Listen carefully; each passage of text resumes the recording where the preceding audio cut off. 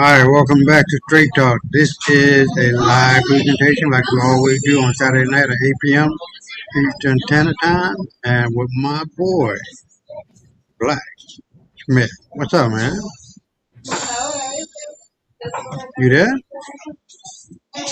I know you gotta be there because I see you. What's What's going up, on, bro? man? You got it? What's Chilling, man. going How on? you doing? Ain't Yep, nothing to yep. it. Yeah. You know how we do, man. You just bring it and let it fall where it's gonna fall because it's gonna stick like a motherfucker. Yes, sir. But tonight we're gonna go over some things that I felt rather disheartened by. I mean, put your thoughts on it. But black folks are being hunted like fucking animals, man, in America. And white folks don't give a fuck, right? But you know what? What goes around come around because at some point, we're going to get tired of these motherfuckers like we are tired. And once we see these motherfuckers laying out in the street rotting in the sun, we're going to step over them. We ain't going to be helping. We give no fucks about these motherfuckers. I stopped a long time ago. What we gonna And have I to could do? see this. Yeah. Huh? What we gonna have to do? We gonna have to let all the prisoners out of prison so they can bury them because they're gonna contaminate and give the whole fucking nation cholera. Well, 10,000 people in Europe have already died from the heat, from Yeah, the sun. and going. So that and more. Yeah, Probably they're not telling you what the real deal is. exactly. But these people are dying to have melanin in their skin and be black. But they don't want to be a nigga, but they want to be a nigga. Hmm. Wish we had that shit play out when your ass start getting killed like you are being killed now. Hmm. And the shit just get multiplied 10, 20, 100,000 times. We're just the world, the world, the universe is just sick of these motherfuckers. Sick and tired. Not tired, tired. So I really want to focus in on that and give you and get your take on that, where you think this is going, and the Iran Iraq, damn, the American Iraq war with Israel and the coming what it looked like to be a ganging up of NATO against Russia and against Iran. And I don't think that's going to last for very long because due to the fact that America's uh, uh, uh, resources are so plenished, it need to be replenished and not going to get replenished because 80% of the military, uh, uh, um, Hardware.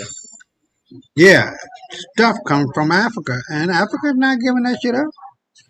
They got a motherfucking big ass finger saying "fuck you" to the United States. Hold on.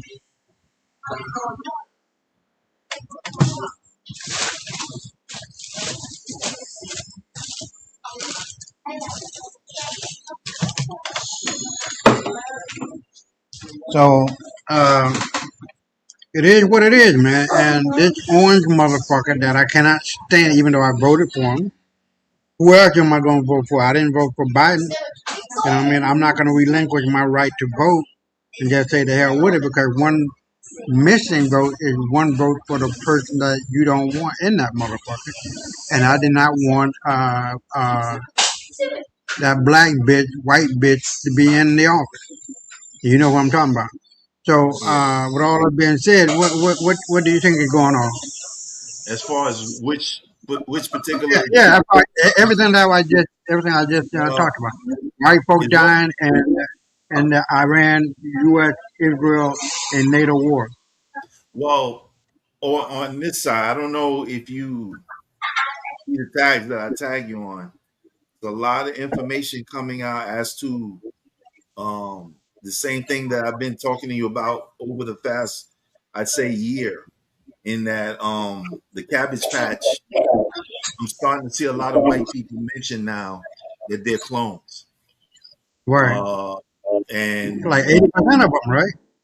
yeah, did you see that tag that I sent you with the saying Right. that with a Well, white I lady didn't, I talking? didn't see that. Well, I didn't see Yeah, that in particular, but I've read yeah, about it. yeah. So all Well, are that you going to say information. clone? Wait, hold on. Are you going to say clone or are you going to say bio baby?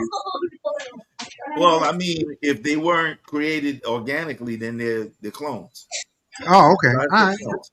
I'm using the word that in that particular video that I'm talking about. I tagged you in it. I'm using Okay. that word that she used. Okay.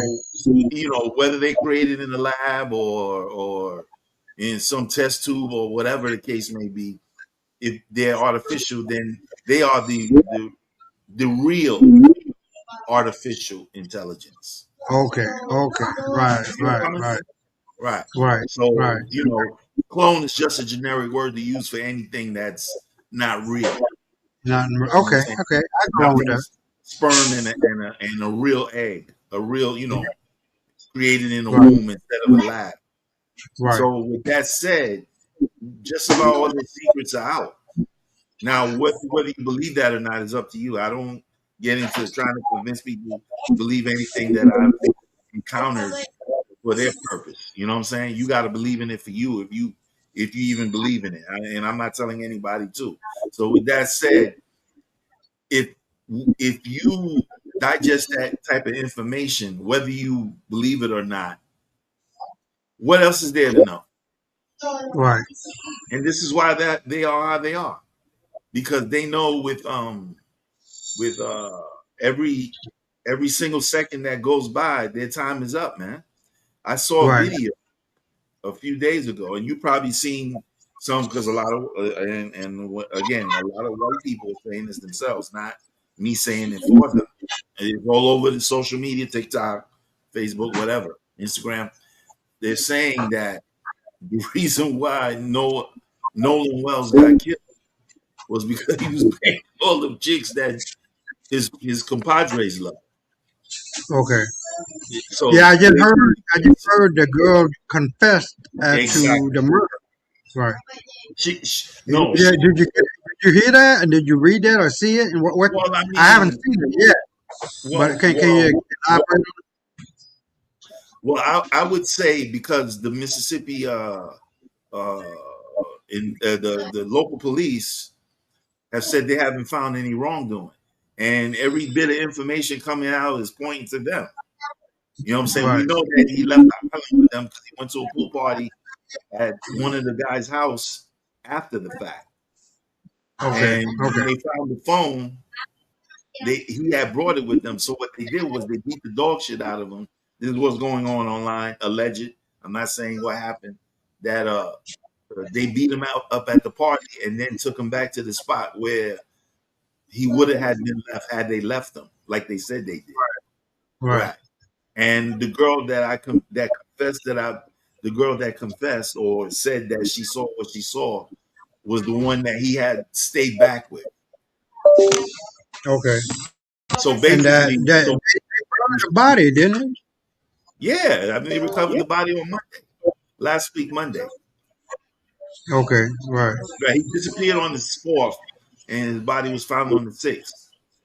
And Right. the person that found him is speaking. I don't remember his name right now. He's speaking. He said the way where they found his body, there's no way in the world had they left him on the island that it would have been where they found the body, because people study these tide shifts and so on so they can know weather patterns and when low tide, high tide, blah blah blah, all that. And so where they found them was where they left them because it was Right. low tide at the time, and they found them right off the coast of the shore. Now, had he Okay. been there 10 hours as opposed to 2 hours, he would have been somewhere different. He wouldn't have been where they found him. So they already know they lying. That he's lying. They already know that they're lying because of where they said that he had his phone, and then when his mother went and pinged it, he told her he didn't have it. Then he went back in the room, and then he found it 5 minutes later. So all these inconsistencies, there should have been arrest already. But you already know how that goes, especially in the state of Mississippi. And Mississippi. Right. Right. And you And know a lot of Mississippi because Mississippi is little Chicago or vice versa. from what I'm hearing, the parents are one of those cooning ass niggas. They Yeah. love They love white folks. They want to try to be in on the get in, and they don't see race and all this other fucking bullshit. Yeah. I swear to God, man. I swear to God. If that was my son, I would take. I swear to God, man. I would take a AK-45 and load up the one that carried the most bullets. Just start killing white folks. I wouldn't give a fuck. You see, because white folks are not gonna understand this motherfucking shit until they see their kid dying, until they see their old people dying, until they see their wives and husbands dying, until they see their fucking baby dying, and then nobody don't give a fuck. You feel what I'm saying? Mhm. You So sound be like the honest. brother. You sound like the brother that son got killed last year by the police. Shot him in the back, and then he went out and hit him. Rodney Hinton, something like that. The No, dude I didn't hear. that nah, you heard I, about it, man. It was I a probably black, did. a young black dude got killed, I believe, in St. Louis. I don't remember where exactly, but and so the next day he went out and he found the police on the street and he ran them down with his car. Oh, okay, yeah, yeah, yeah, okay, yeah, right, okay, Right. Yeah, yeah. that's how you But sound. yeah, but the man that I truly admire, Lucius Emerson. Let me put that into the Lucius Emerson. If you Google him or if you look him up on YouTube, you're gonna see him. He was a he was a sheriff down in Alabama, some part of Alabama. Might have been Mississippi, but it's one of them. And he became the sheriff of the town, and all of the police quit, the white ones, and there was only white ones on there. And the story goes that he hired his Vietnam buddy, who didn't give a fuck, and the ones that were haunting the neighborhood, the KKK, they found them all dead, man, floating in the water. That's the kind of shit that need to be done. It ain't like we running and we scared and like the movies, Mississippi Burning. You see niggas running and scared and hopping, man. What the? See, that's the get off. And if you keep falling for the dumb shit in the movies about how we are portrayed to being scared and not having nobody fighting back and shooting back. Great book called Niggas with Gun and We Shoot Back. You'll find that we never been scared. The Rough Rider, the white motherfuckers who was in on Teddy Roosevelt's team of white boys who supposed to have done this and done that, they got their ass whooped, and they had to call in the Buffalo Soldiers, the uh, the white ones. I mean, I'm sorry, the Buffalo Soldiers, the black ones, to come and rescue their ass. So it Right. has always been the black man who saved this fucked up, faggoty ass, waggedy ass white boy who don't know how to fight. They learn how to fight from us. How are we going to not know that shit? You see, Right. and this is the reason why we're struggling the way we're struggling because we still got the wool pulled over our eyes. They're still playing this Wizard of Oz game, making themselves out to be bigger than what they are. They're a bunch of bitches. But like I always tell you, brother, and you know I love you too much, man. You know that. But like I always tell you, I want to make sure you hear what I say when I say it. Yeah, go All ahead. you got, all you got to do is son, All you gotta do is what? son them, Summon? son like el sol. Oh, sunlight. Oh, You making this complex, bro. I'm trying to make it simple as crazy. Listen, before you even say anything next, check out the chat and then let them people know about this dude. okay, hold on. The history.com, this day in history. Okay, hold on. Let me go to the full screen. Hold on. That's not it. I'm sure you remember that. Hold on, let me get to it. Uh,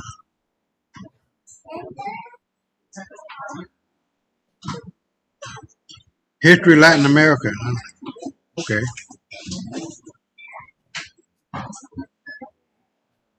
Nah, I don't Segundo. know what that. Yeah, That ain't what I sent you. yeah, that's what I got. Hold on. That's what I got in the private chat, right? Yeah, there's only one link in there. I clicked out. I clicked on it. I don't know why you got that. Yeah, Hold on, I don't know why either, but hold on. Let me what they got to do with this day in history, December 7th, commute of terror. Does it say that? it? No, Okay, on the link. I'm gonna send you. Okay, go ahead. Go ahead. Send it again. I'm gonna no. I'm what I'm gonna do. I'm gonna send you the beginning. Uh, the beginning. The first. Hold on. You're gonna have it in a second. Okay.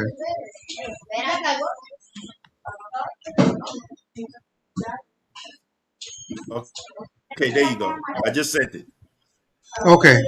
Oh, Colin Ferguson opened fire on the Long Island Railroad commuter train from New York City, killing 6 and injuring 19. Other train passengers stopped the perpetrator by tackling and holding him down. Colin Ferguson was a mentally ill man from Jamaica who spent years on the West Coast before coming to New York in 1993. On December the 7th, he boarded a 533 train out of Penn Station, carrying a semi-automatic pistol.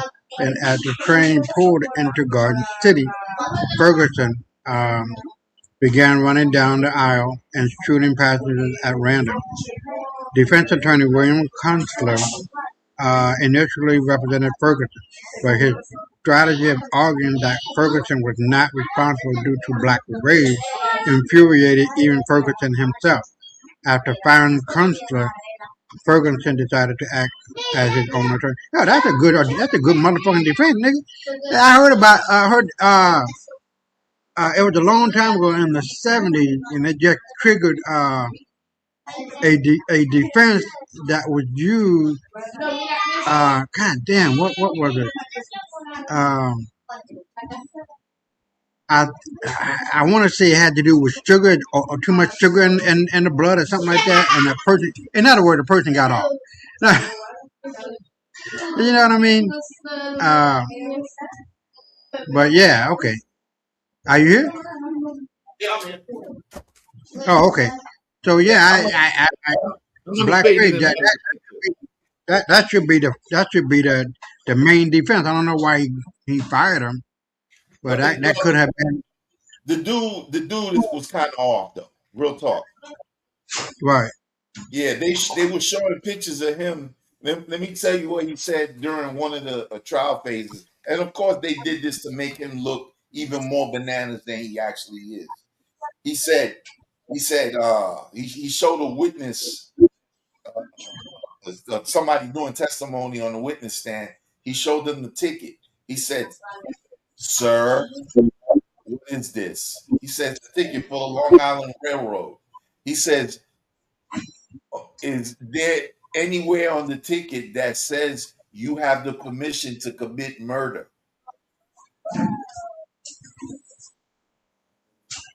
As funny as it was, in my opinion, this is my opinion now. As funny as it was, it showed his mental state. So it is Right. what it is. I mean, he did what he did, and I think it was I don't remember his name right now. Picture his face. He said any black man in America who's not in a fit of rage is crazy. I'm paraphrasing. I don't remember the exact phrase, but he said basically, I'm going to find the quote and then get it right. But in the Yeah, meantime, I know. Yeah, I know what you're talking about. right.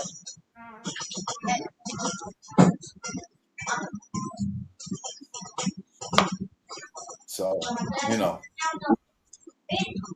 so it is what it is. So you want to comment on the other thing too, or what? On who? You want to comment about the war that's On going who? on? Or getting, the war. It's getting real Oh hot. yeah, I've been telling you.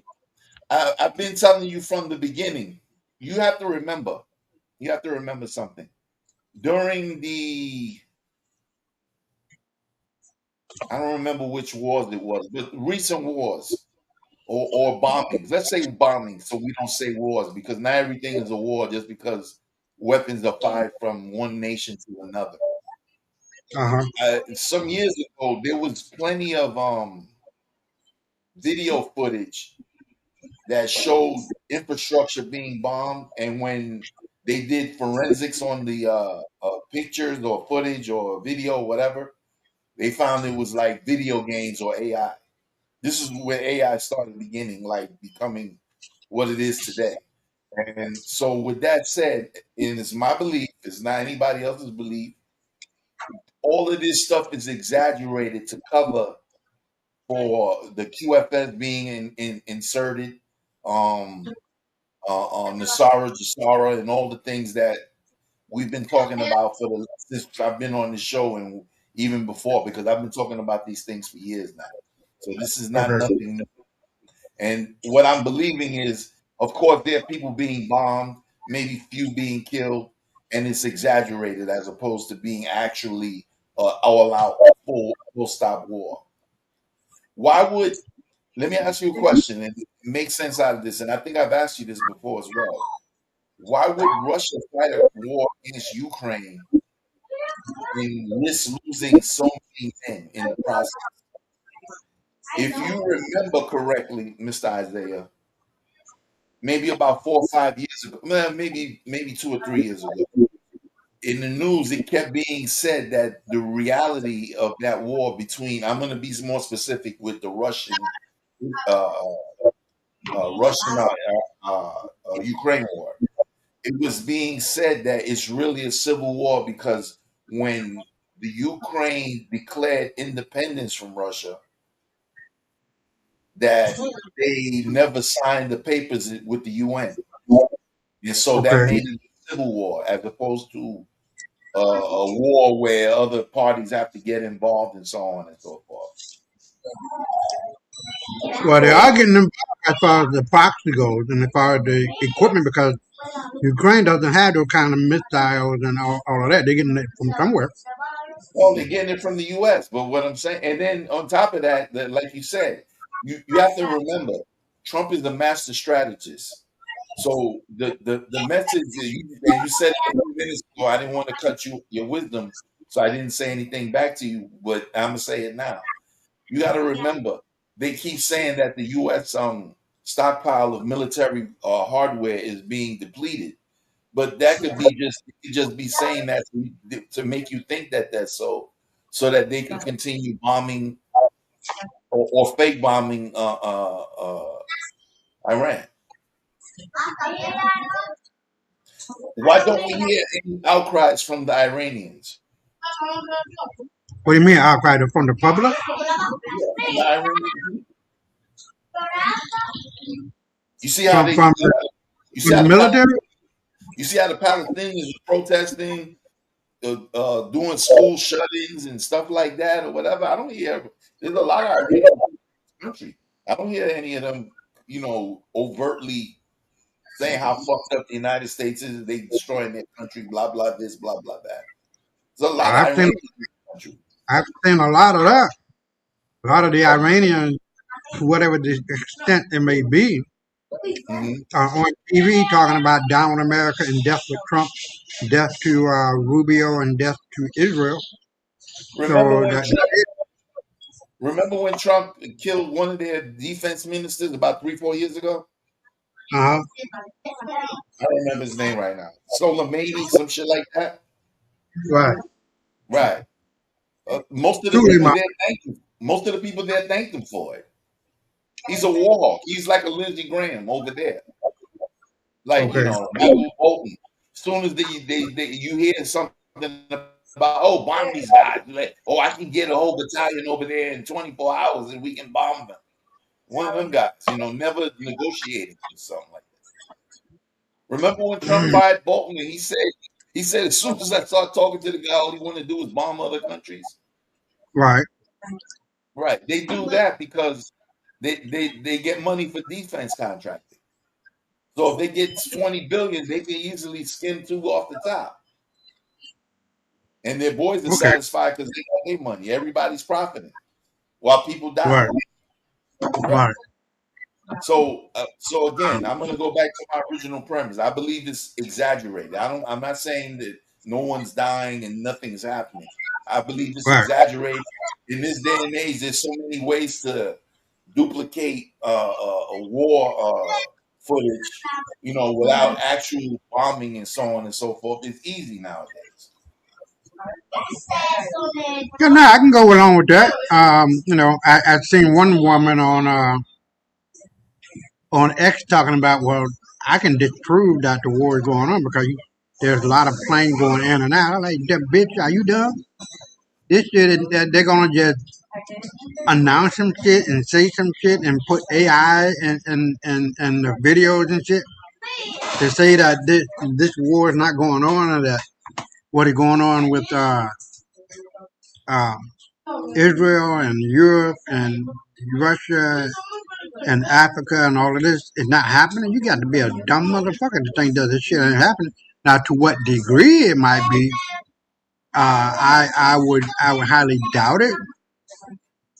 But like you said, this AI thing or this over exaggeration might be to a point where it might be a legitimate argument. Now, will it be a factual argument? I don't believe so because the Right. area that we're talking about and the effect on the oil prices and the effect on human lives is very, very, very real. 200 Okay. plus people. Yeah, well, hold on. Let me finish. 200 I'm plus sorry. people I'm have sorry. died in the military already today after being hit with the Fifth Fleet of the U.S. Military being wiped Right. out. It might be Right. more than 200 people. Now, on top of all of that, and based on what you were talking about, how Trump got rid of Bolton and how he anti-war before, if that was that's the point they're trying to make. The fact is that our military arm of our government, I can literally say it's a separate department, has been getting fed and fed and fed and fed till it has become the giant that it is. And the reason being that you have a lot of corporations that have to sign off on and making sure that their bottom line is in line with the shareholders, making sure that their shareholders are being satisfied. So, with all that being said, what I'm trying to say is that we have this orange motherfucker in the White House who draft dodged the military, who is a narcissistic fucking faggot pedophile who, in his mind, can do what the fuck he want to do when he want to do it and don't have to pay homage to the Congress or the Senate to get approval. It is downright malicious and downright egregious to the Constitution of the United States and based on what we know. Now, with all that being said, and the return of the republic, I don't see it, bro. I really don't because uh, this war, and we're going to get into it based on what I've been able to dig up and throughout the week, and what I've been seeing only testify to the fact that we're in some shit, and we ain't gonna get out of this shit until Mother Nature declares war and has already done so on the United States. Mexico just got hit with a 7.5 earthquake, but nothing to the point of Venezuela. And I think there was a 7.2 earthquake hitting somewhere in America. I don't recall. And then, as we've been saying for a while, America is on the verge of being torn apart. We're sitting over here comfortably from sea to shining sea We don't have to worry about somebody dropping a bomb on us. But I remind you that Iran has already positioned uh, herself in Cuba for an attack on America. It would not be long by now. And like I had said, if I were the leader, the supreme leader of Iran, and 186 of my little girls were killed, that has been a fact, and that now the bombing of the desalination plant that is responsible for making sure that 10,000 of my people can drink fucking water, and that a goddamn bridge on my watch has been blown to fucking bits. Man, you better fucking believe that Iran is not fucking around. We're gonna get into that shit tonight, and we're gonna see what is, because somebody lying, and it's not Iran, it's not the universe, it's not the United States of Africa, it's not Russia, it's not South Africa or the BRICS nations that are part of this uh, game that is coming to fruition. Because I can honestly tell you, bro, this motherfucker is about to blow. And like I said before, without any pun or joking or nothing, America is done. America is done. And this white boy that we got in the Oval Office of a black man that has been responsible for creating America, for creating the office of the president, vice president, and so on and so forth, it's over, man. The only people that can save America are black folks, niggas. That's the only one. That's the only way. And it has been down, down, down, played, fabricated, produced. The Lego video coming out of Iran telling niggas in America, wake your fucking asses up. It's time. And they're not fucking playing. And the God that I serve, the God of Israel, and the God of Isaiah, which is the same, but with a little bit of a twist and a little bit of lemon and lime in that motherfucker, I am telling you what the deal is. This is not no motherfucking joke for me.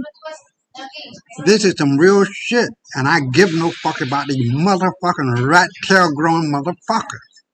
I give no fucks about them. They nasty, they dirty, they stink, and they fucking is the goddamn fucking I don't know where it's the worst fucking troglodyte niggas in the fucking world, and I give no fucks about them. Our ancestors didn't give a fuck about them. I don't give a fuck about them, and they didn't give a fuck about them. I don't give a fuck about them. Fuck all that. We shall overcome, man. Fuck you. If that's your attitude, that's your fucking attitude. You have a right to that motherfucker. But I'm telling you, on God, man, I'm telling you what the fuck is gonna happen. I'm telling you that a major earthquake is gonna hit America in the middle of it, on the west coast and east coast, and that it is being set up to be destroyed, man. The weather is a motherfucker. The super El Nino that killed 200 plus million people a long time ago. You ain't seen shit yet? I pray to God I don't die. But then, I think we're in a good position. Even though it's been predicted that an 8.5 to 9.5 earthquake is going to hit this motherfucker, better known as the Dominican Republic. See, but I was telling my wife just to be on point here, that you got to call and talk to your mother, talk to your family, talk to everybody that's living in the south of us, and tell them to get ready. You don't have a fucking seatbelt in your car just for the goddamn decoration. You put that bitch on. I don't give a fuck if you going up the block. You put that bitch on, because you never know what might happen. Seatbelts are there for your safety, not there for no goddamn decoration. You put it on. If something happens, more than likely you're gonna probably get hurt, but not as bad if you had that bitch on, because I'm not trying to put out the information. My nephew just died a week ago. He was driving along and had his friend driving, and they hit the truck. Didn't have on a motherfucking seatbelt. That motherfucker, when I saw the picture, that bitch was fucked up. Now, if he had a seatbelt on, even though the bag deployed, he would have had a better chance. But hindsight's a bitch, man. You know what I'm saying? So, and with all of that is happening and all that is going on, white folks are dying and dropping dead. These motherfuckers, man. These motherfuckers are the very reason why we in this shit. God don't give a fuck about white folks. Never have, never will. We are the living, breathing version, filtered down version of the black universe in human form. How many fucking times do we need to say that before, you niggas around the world catch on to this shit? You've been bamboozled, motherfucker. You are the very essence of life on this motherfucker. Without you, black man, black woman, the world cannot be, would not be. I give no fucks about some PhD wannabe motherfucker, whether you're black or white. None of you bitches can invite me on your show and win against me. Fuck you, fuck your mama, fuck everything about you, you white motherfucking wannabe. I give no fuck.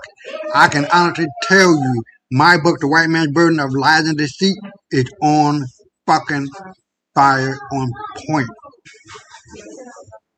Now, with all that being said, fuck all white people. Go ahead, man. Okay. So are we ready to move forward, or you want to elaborate a little bit? No, I just want to say this real quick, and I respect your opinions. You already know that. I don't have to. I don't want to sound like I'm rebutting what you're No, no, talking no. I about. mean that's we like Howard. It's like Ali and Cassell, Howard Cassell. You're gonna have your thing, we're gonna have our thing, and we're Right. gonna do what we Okay. do. All I want to say is this: we.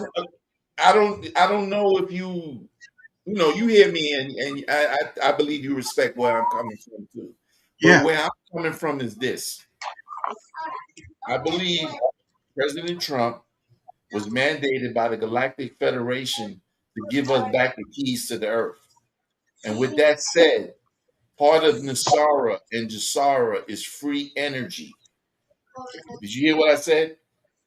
yeah, Free energy. We know about free energy uh, technology as a result of what Nikola Tesla did over 100 years ago. Are right, we even at this point? right. Yeah, I agree. Okay. So, with that said, if you fuck up the oil game, this is where I'm looking at it from, and you're dismantling the system, the whole system. I'm not talking about the United States. I'm talking about the Right, whole world. If you right, dismantle the system, what do you need the oil for? right, So this is right. what he's doing. I'm looking at this from an overview. I'm not looking at it from a I feel you. personal level. I'm looking at it from a holistic level. And Right. I'm adding all that into the equation.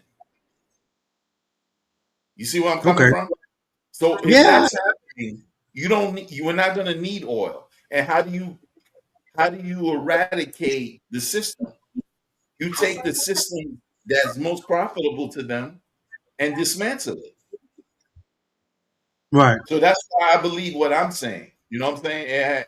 And it doesn't mean I love or hate anybody. It means I'm looking at it from a totally different perspective.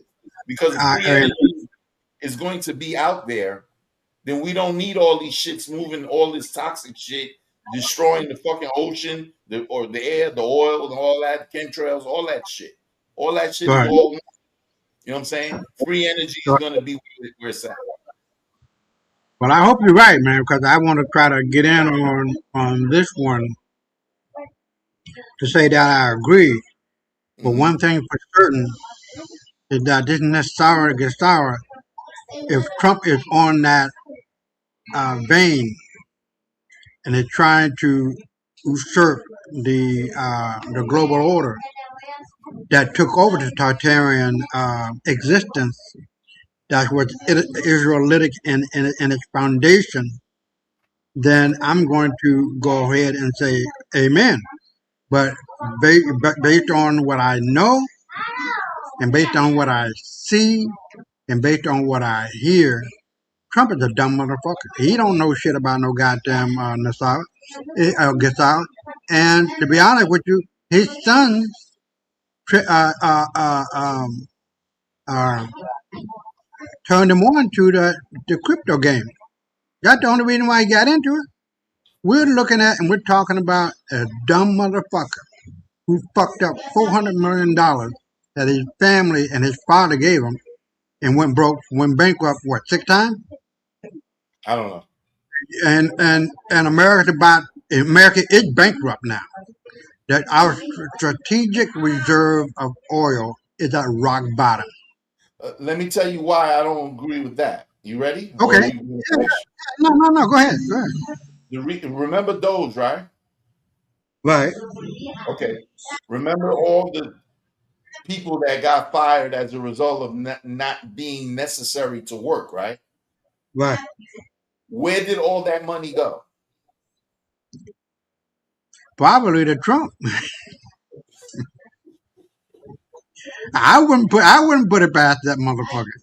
Why Or does to why would a billionaire need to steal another billion? That doesn't fucking make because you want it. That's why. okay. I'm not gonna turn down no free ass money. So you're theorizing as opposed to knowing, right? Right. Okay. Again, I'm gonna go back to what I said as to why I don't agree with you or why I see that as a issue. No hay más. His mission, Espérate, pa. No hay más. Domingo. No hay más. Okay. Yeah. Go ahead. I'm sorry. the mission, okay. If you agree, you don't have to agree. I can't prove it to you. I ain't gonna show you a link because it's whether you believe it or not. The mission is mandated by the Galactic Federation. And The where is the Galactic Federation is They're, stationed at? they're a consortium of different entities from all over the galaxy. That's what Okay. galactic means. Okay. Okay. Right.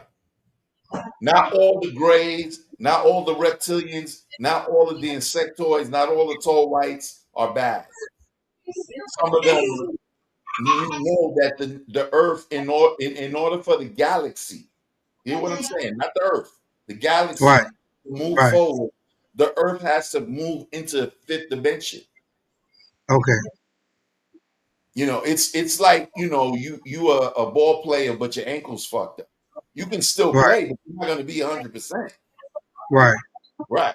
So in order for us to be at 100% effort, we have to get that ankle fixed, and that ankle represents moving into the fifth density or fifth Okay. dimension. Right. Right. You And, okay? and once Yeah. Go ahead. I'm sorry. Go ahead. And once that grand solar flash happens, it's going to be imminent. And this is why I always tell you, I believe that his mandate is meant to coincide at the same time. Like Okay. they coming to a point at the top of a pyramid. One side is Okay. doing it, the other side is doing that, and they'll meet at the point. And that's when we're gonna be in the fifth dimension. We're gonna be in a whole nother way of thinking and being. Okay. This is what I believe. Well. I'm not here Right. to tell anybody to believe that. Right. Right. Well, my fingers are crossed, nigga. That's all I. Because it's kind of hard. It's a hard press to look at and talk about what you're talking about. I feel what you're saying. I understand what you're saying. But in the eyes of those who are watching and who will watch it, seeing is believing. Because to be honest with you, America is done as far as our economic position of the world, our military position of the world, our everything position of the world. And I can Okay, see what you're saying, but the idea is that now, who was it? Right, it was Iran that who was countering what Trump was talking about. Well, in other words, you my bitch. Well, how we gonna be your bitch? we've been into Bitcoin and gold years ago. We don't have no um, um, thing called currency, and they refuse to take any money from America because they know the dollar, the paper dollar, ain't worth a damn. You feel what I'm saying? Nothing. Right. As we Well, go forward, actually, that's not true. Let me tell you why. What a lot of nations is doing, right? what a lot of and China is the number one, and I'm sure you're aware of this, is taking those dollars and buying gold with it. Okay, Right.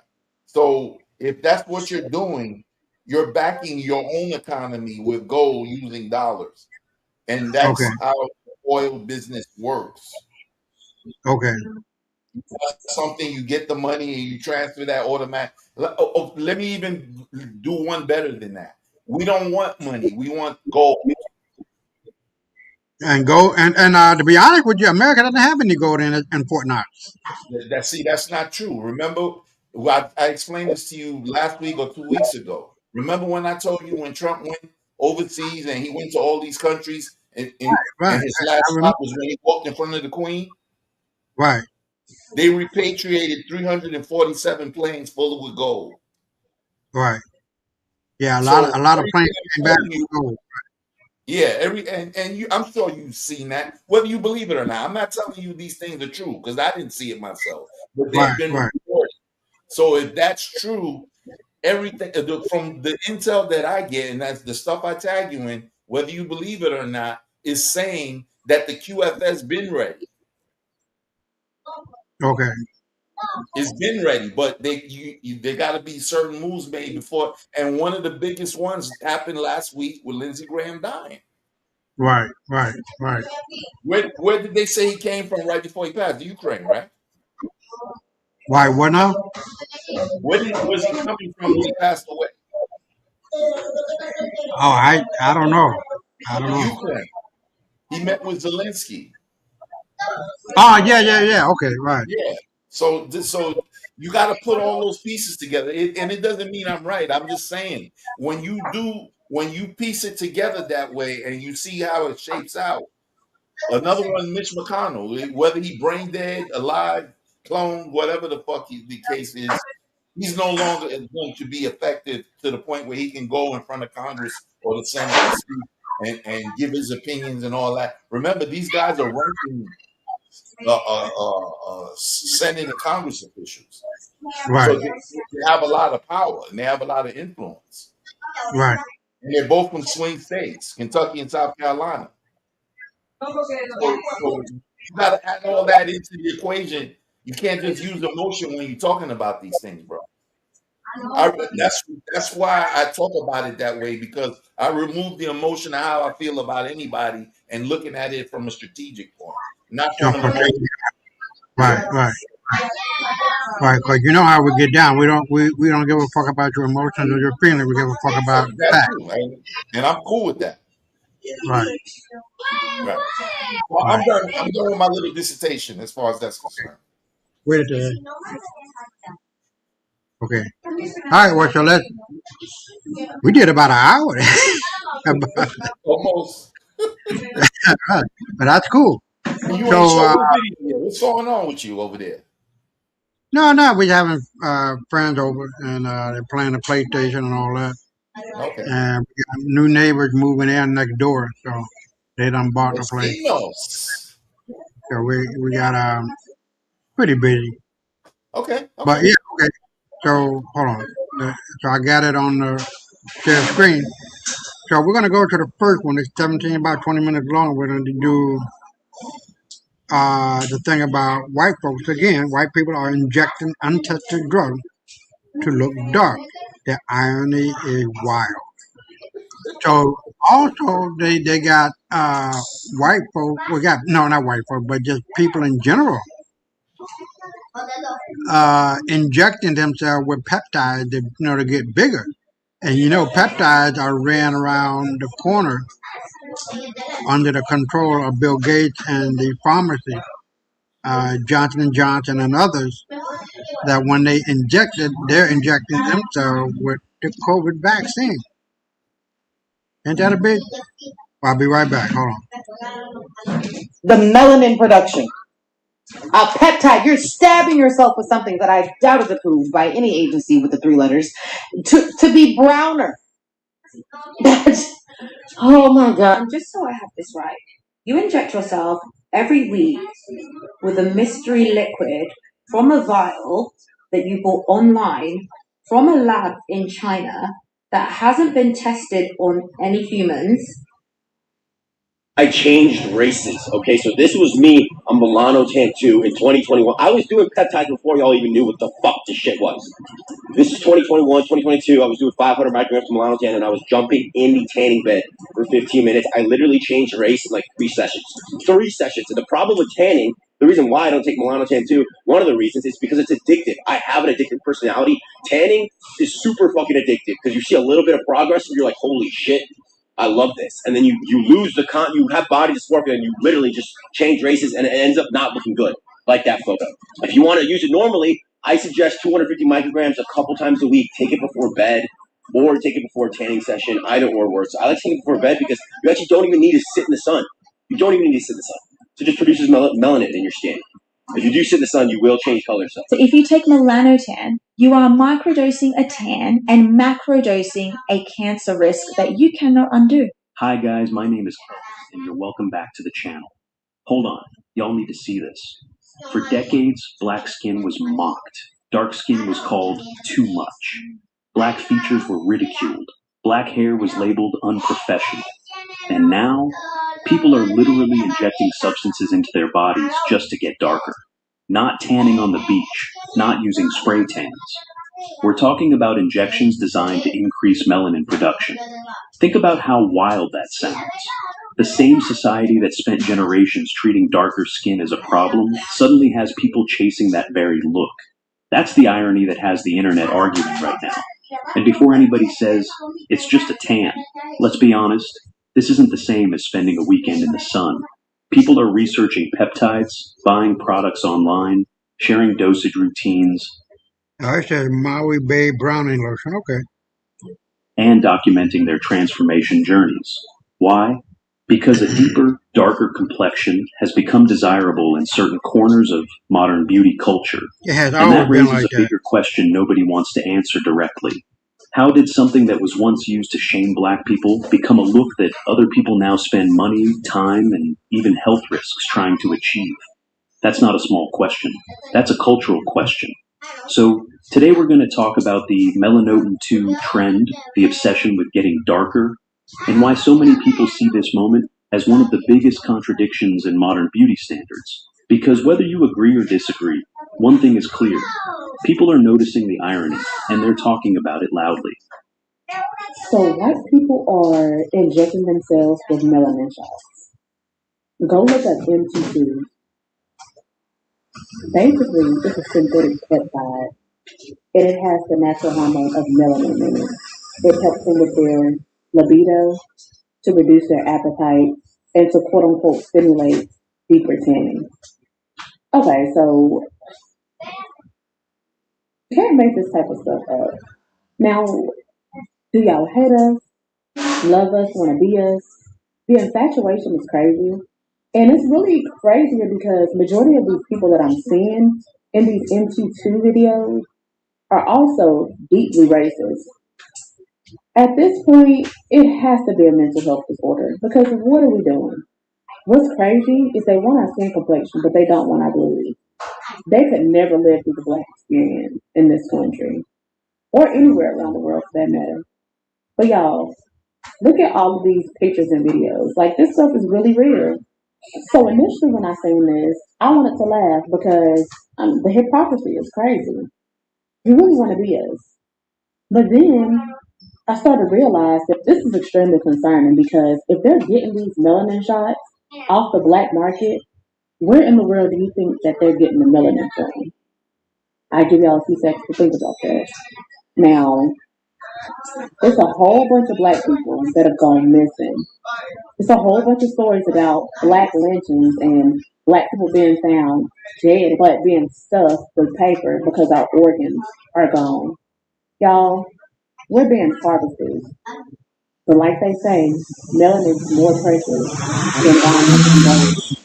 Y'all stay safe out there. Let me know in the comments what y'all think about the story.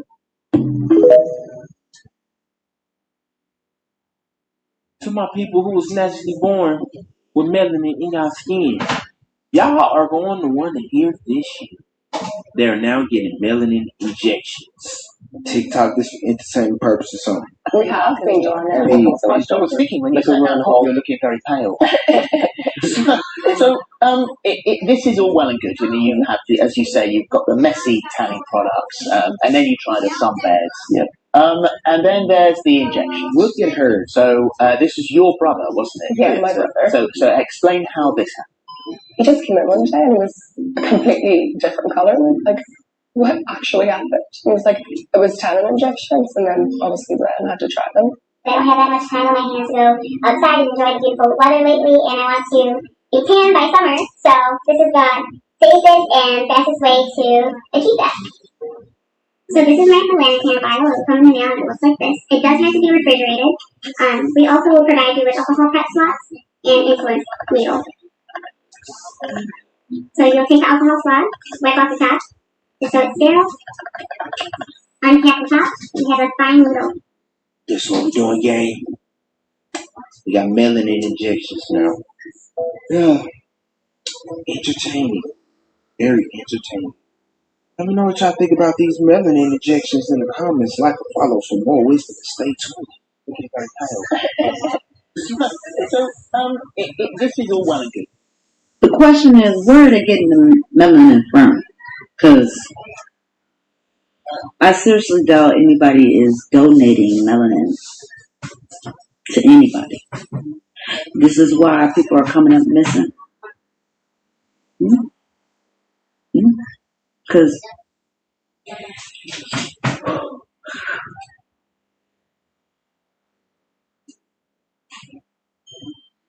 can't beat them, join them, huh? Get rid of them and think that you can trick the Most High to think that y'all are the original.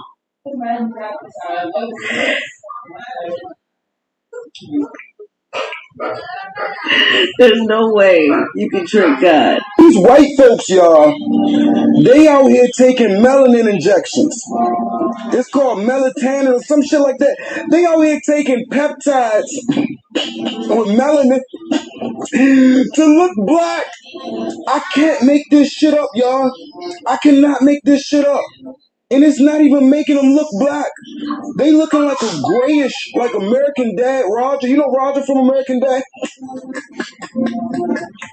Yeah, I really can't make this shit up. I really wish it was AI. I really wish it was AI. They don't even look brown. They don't even look black. They spend all their time hating on minorities just to want to be. We always knew they wanted to be us.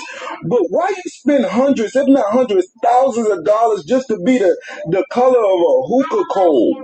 What is wrong with you people? This is not even a natural color. Like, it was bad enough y'all was out here getting orange.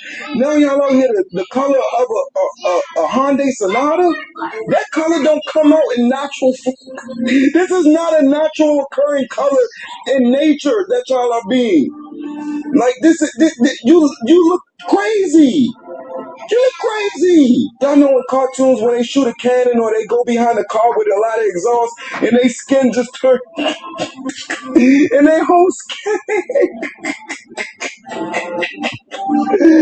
can't believe these white folks, man. It's getting crazy about a day out this day.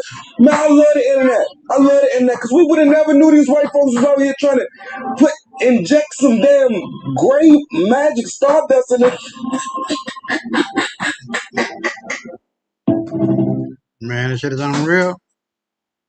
So let me get this straight. People are now injecting themselves with a peptide called MT2 to get the exact same brown skin that women have been told to bleach off their bodies for centuries. Someone make that make sense. And here's the part that we should all be concerned about. MT2 is a synthetic version of a hormone that tells your body to produce more melanin. It's not FDA approved, not for tanning, not for anything. So, what people are injecting is unregulated. No oversight on the purity, no oversight on the dose. And the side effects? I'm talking nausea, blood pressure changes, and here's the most concerning one. It darkens your moles and can change them. And you know dermatologists have flagged that because changing moles are exactly what to look out for with skin cancer. People are risking that for melanin. For melanin, we were told to hide. Here's what I know. My grandmother stayed out of the sun. My mother was handed Fair and Lovely before she was handed a diploma. We were told to marry someone with more fair skin. We were told to wear lighter colored makeup. We were told to never let melanin win. A whole industry was built around convincing brown women that the skin we were born in needed to be changed. And now it's a needle. It's a trend. It's a vial with no FDA approval. But let me tell you something that the marketing team won't. The brown skin was never the deviation. The brown skin has always been the standard. We have been glowing in the sun while the world told us to hide it. So let me be clear about what's happening here. The same skin you sold us creams to erase, you're buying needles to fake. The brown skin girls didn't change. The story did. Boom. People are snorting their tans. People are injecting their tans. I had to re-download TikTok for this. No, I'm not lying. Melanotan are synthetic peptides, often called Barbie peptides, designed to stimulate melanin production and induce skin tanning without UV exposure. Let's look at the safety warning. I'll move my head here. So these products are not approved by tanning for the FDA in the US or TGA in Australia, with regulators advising strongly against their use. Oh, yeah. And one of the side effects is rapid changes to moles and potential links to melanoma, i.e. cancer. So is the cancer not the problem for people doing this? Like for tanning beds, it's just the aging of the skin that we're worried about, not the cancer. Here for a hot time, not a long time, I guess. Y'all thought we was lying when we told you that white people use melatonin so they can get more melanin. Don't believe me? Watch this video and comment below because this shit is happening every day. And they also have liquid melanin drops. I got so black after taking melanotan that I was called a minority. So back in the day, I was taking about a milligram a night. It was working extremely well. I remember being on the train and someone turned to me and they said, as a minority, how do you feel about this whole Black Lives Matters thing going on? I didn't know how to respond other than saying, I'm white, I'm sorry. I didn't mean to get as dark as I did. It was complete accident. You just see yourself getting tanner and you're just kind of like, oh, cool, progress. If you go through 2 vials in 20 days, you will be damn near black by the end of it. If you check out Intense Muscle, he is living proof of how well it will work because that is a white man. We're always injecting himself with cancer just so we can look tan and great. Milano Tan 2. Every dude in the Looksmax space is paying this to get tan without the sun. You're literally injecting an unregulated synthetic hormone that forces your melanocytes to go into overdrive. You know what else forces melanocyte activity? Melanoma. There's not a single long-term safety trial on MT2. I won.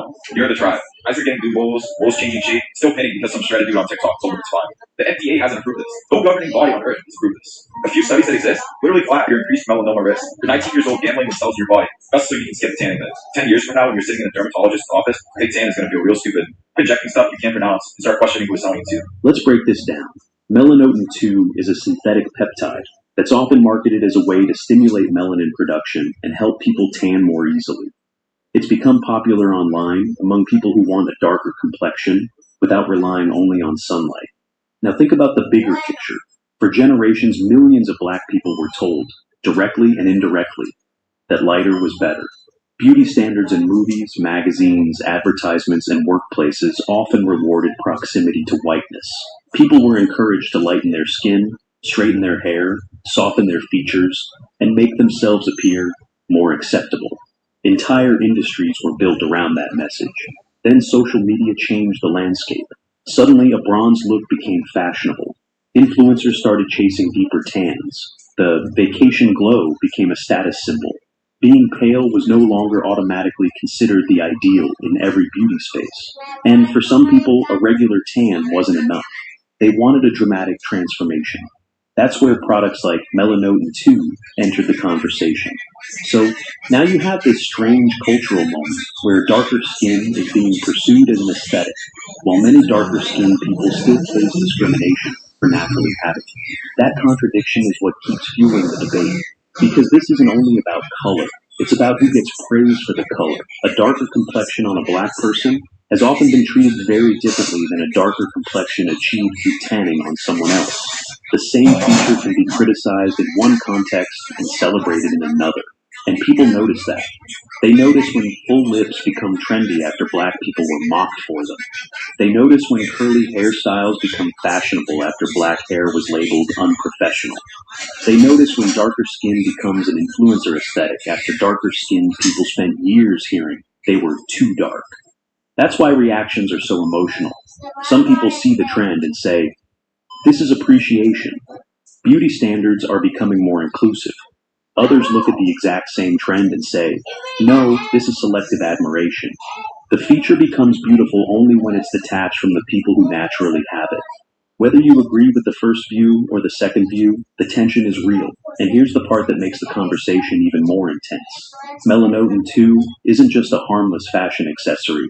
Health experts have raised concerns about its safety, side effects, and the fact that many versions are sold through unregulated sources. So people aren't simply buying makeup or self-tanner. They may be taking real risks for a particular look. Imagine that. A society that once told people to avoid looking too dark now has individuals willing to inject substances into their bodies to become darker faster. That's a dramatic reversal. But the deeper issue isn't whether someone tans. People have tanned for decades. The deeper issue is what the trend reveals about changing power, culture, and beauty standards. Beauty standards are not fixed. They move, they evolve. What gets mocked in one generation can become fashionable in the next.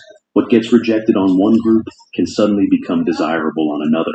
And that's why this conversation refuses to disappear. Because every time a new tanning trend goes viral, people start asking the same uncomfortable question. If darker skin was supposedly undesirable, why are so many people working so hard to get it? That question sits underneath the entire debate. And no matter how many filters, trends, or injections enter the conversation, that question keeps coming back. So what do you think? Is the Melanotan 2 trend just another beauty craze that will fade away? Or is it exposing a deeper contradiction in the way society treats race, skin tone, and beauty? Let me know in the comments. Keep the discussion respectful, because this topic clearly hits a nerve for a lot of people. If you found this commentary interesting, hit like, subscribe, and I'll see you in the next video. You have any thoughts about that, bro? Black, you got any thoughts about that? Well, yeah. You got any thoughts I'm about that? sorry about that, brother. I'm here. Yeah, Not you got really, any? man. I've been. I read the ISIS papers 5 times. I've been seeing that my whole life. That what amazes me, I do. Well, let me not say that. I do have something to say. What amazes me is the opposite of some of us who want to bleach.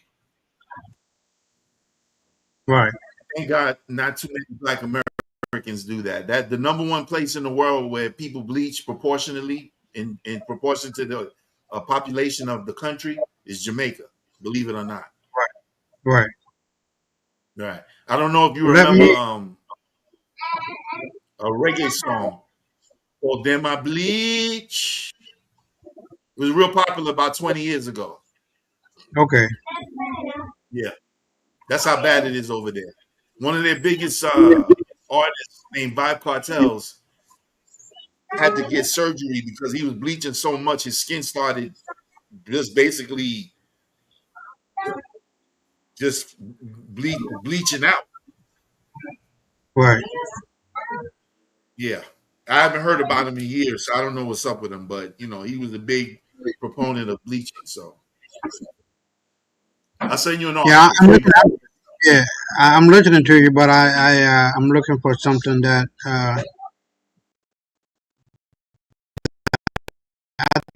I know I had it on here, but I just don't see Your it. So fellow what I'm going to countryman, do, I'm just going to Sammy Sosa too. huh? I didn't hear Your you. fellow countryman, Sammy Sosa too. The country coma? What? Your fellow countryman, Sammy Sosa too. Oh yeah. That's that motherfucker. Man, fuck him. But anyway, we gotta understand this hate that they so-called wannabe white people got for us and where it comes from. Because in my book, I detail that to a fact. Not emotion, not feeling, but fact. These motherfuckers have been the slaves of the world since day one. The word slave comes from the word Slav, the Slavic Indo-European people.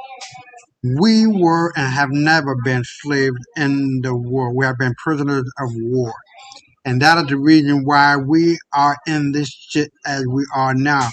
The so-called wannabe white West African are not exclusively West African. You got to understand that from the Middle East, Portugal, and Spain, the Jews have infiltrated and were pushed out of those areas into all parts of Africa, especially West Africa.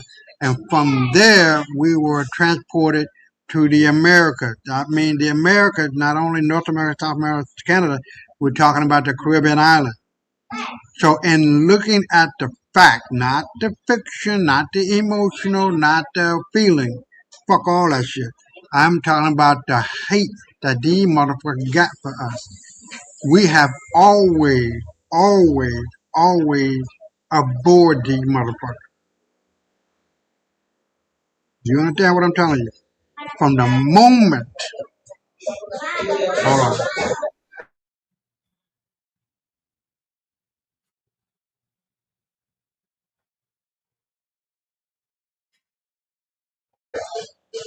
From the moment these motherfuckers came into existence, and they come from not from the from the cold weather, even if they come from the cold weather, they were still black. So that idea of, well, it was black people who got who became lighter skinned because of the cold weather. That don't happen. There are still Eskimos, motherfucker. If you ever really sit down and fucking think about this shit, they're blacker than coal. They're blacker than me and you put together. So what happened to them? So they come from Dravidian motherfucking albinos who made it with normal black people who brought about the Octoroon motherfucker that we see today. And due to their, and making the story a little bit quicker, due to their growth in the, I don't want to call it, I almost wanted to call it the Middle East, but in the area between the Mongols and, I forget, Central Asia, what I wanted to say, they were able to grow. Now, when they went into Turkey, because Turkey had a really rough slave system, but even if you were so-called these so-called albinos, you could still work your way up to the imam or whatever the hell the name of the head guy was. And they see what happened. So when they were, our ancestors had these motherfuckers surrounded, and they were popping them off left and right. You understand what I'm saying to you? So you're talking about the Persians, the Turks, the Mongols, and all these people. And they somehow or another they broke past the Persian Wall and went into the Holy Roman Empire. Black, that was black. They wouldn't have nothing to do with no white folks, nothing. Stop calling these motherfuckers white because they weren't white. We called them uh, uh, Tamahus and Yurugus. And so when we look at the history of these motherfuckers, they were so plentiful even when they were in Europe and they stank to the high heaven. They brought about the destruction of the black Holy Roman Empire and the black papacy and the black royal families that they couldn't take it anymore. They died because of this nastiness that they brought with them, their hairy bodies and everything. And you can see this in the goddamn museum. White folks family tree, they got at the bottom, right? Two motherfuckers that don't belong. That's not our heritage. That's not our tradition. And here we go. Let me bring this up. The Ooga Booga. These motherfuckers had nothing. Please, ancestors, I need your guidance. Ooga Booga motherfuckers. That was their ancestry. And so when we began to really understand how we got into this motherfucking bullshit, you'll be able to understand and get away from all of this holding hands with these motherfuckers. Because all they doing is playing a trick on your dumb nigga ass. Fuck all that shit about, we are one. No, we're not one with these motherfuckers. What the fuck are you talking about? Please explain, because I will cuss your motherfucking ass out because you don't know. I will rewrite and erase your motherfucking ass because you don't know. You think that European means white. It don't mean fucking white. It's black niggas that ran Europe. All the European royal family were black motherfuckers. The royal court of Russia in the beginning were black motherfuckers. Every motherfucking place was black. The royal families of Hawaii, where I went to school and the university, were black people. So don't get on this motherfucking trip about, I love white folk, and I got a lot of white friends, and GI there, you getting a little bit too rough. Man. You just calm down, man, fuck you. You see all these corny ass motherfuckers? They're the first one that need to get killed. Straight up the fuck. Because our worst enemy, not white folks. We know the deal. It's these corny ass fucking niggas. Corny ass fucking niggas that'll sell your motherfucking ass out. And they're all up and down YouTube. I ain't got to name them. You already know. But the idea is that we must know our history, the way this hate come from. There's a reason why they hating. And you can find out in my book. I'm not going to tell you. The white man's burden of lies and deceit. One, that's it. And these motherfuckers grow tails. And book two, hold on. Now I know I got this motherfucker. And book two, The White Man's Burden, Understanding White Supremacy. White supremacy is an overreaction to black oppression. Now I dare motherfucker who read my book, because if here's the second one, who read my book and come on this bitch, I got $10,000 on the fucking line. If you can prove to me that white folk come from Europe, and they don't. They're not white, they're not Anglo-Saxon, they're not European, they're not Caucasian, they're nothing but a bunch of fucking pile of shit. Talking shit, doing shit, ain't a goddamn shit but shitty. And I'm not fucking playing again. I'm not playing no game. I'm not taking no goddamn prisoner. I don't go with that shit. I speak the truth and I stand on that motherfucker. And I dare motherfucker to say anything other than what I'm saying. If you can prove me wrong, I will pay you $10,000. If you don't win, motherfucker, you got to pay me my $1,000. That's a 10-for-1 return, bitch. Ain't nobody collected on that motherfucker since my book been out, since 2017. Damn near 10 years.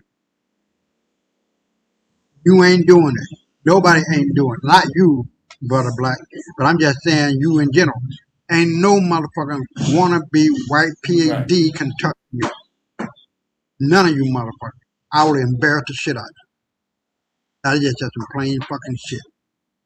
You ain't white, you ain't Caucasian, you ain't black, you ain't Anglo-Saxon, you're not European, and you sure the fuck ain't Caucasian.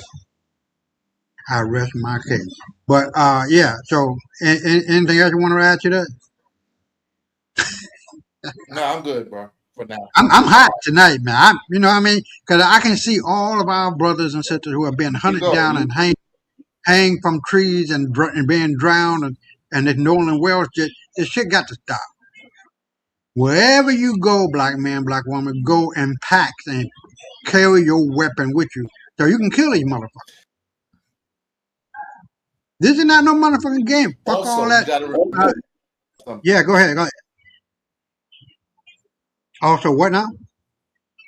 No. Finish your thought, and then I talk. No. Go ahead. Yeah. Also, you have to remember one thing too. I forgot what I was gonna say, man. Just keep talking. I forgot. Okay. Well, the idea is really simple. White folks have never love black folk. I don't give a fuck how long you go back. We kept them out of Egypt for 15, 20,000 years because we felt and we knew and our ancestors knew it wasn't worth trying to civilize these uncivilized motherfuckers. And you're going to see that tonight, and like we did last week. These motherfuckers were animals. Still are animals. They were crawling around on all fours. And our ancestors had to teach them, which was a mistake, because we civilized these motherfuckers 3 times.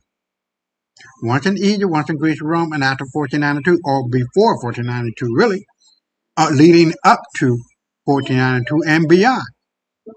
So 3 strikes as in baseball, motherfucker, you are out. There's no more. The universe is tired of you, motherfucker, because all you do are the 4 Ds: death, destruction, disease, and despair, bitches. What the fuck are you talking about? Every civilization known to man has been brought about and done by black folk, brown skinned folk. Every civilization that has been destroyed by you, motherfucker, thinking you're doing something. I remember when I was in Hawaii going to school, and they were having an initiation, not initiation day like when you're going to be initiated or something, but the welcome day. And the white folks were sitting in the front, and they were talking all this shit. And the Hawaiian guy, I think he was, Hawaiian guy was, doing the drum thing, and how intuitive their ancestors were, and how they could remember things like a whole damn book and recite it. And white folks were just giggling and laughing and giggling and laughing. I'm like, what the fuck? I wanted to say that shit, but I wasn't 18, 19. Well, really 18, 17 going on 18. And, I just kept it quiet. But I understood where they were coming from. They actually believe they shit don't stink. That I'm white and I say so. Man, fuck all this. I mean, we done. We should be done by now. We should be done. So, do you remember what you were thinking about? No, I don't. Okay. So let's go on to the next one. And this is the 10-minute one, and they touches on what you were talking about, bro. Hold on, I'll be right back. 10 minutes. For this, let's go back to the time of Noah, to the time of the giants. A time when giants roamed the earth, when beings of great stature would suck the flesh of the bones of men, barbarian savages called Raphaim, Ili, Zuzi, or simply called terrors. During the time of Noah, the time of the giants, great wickedness abounded, and Yahuwah determined to cleanse the earth of this great evil by sending a great and mighty flood upon the earth. And it was so. And everything that was on the face of the earth was destroyed.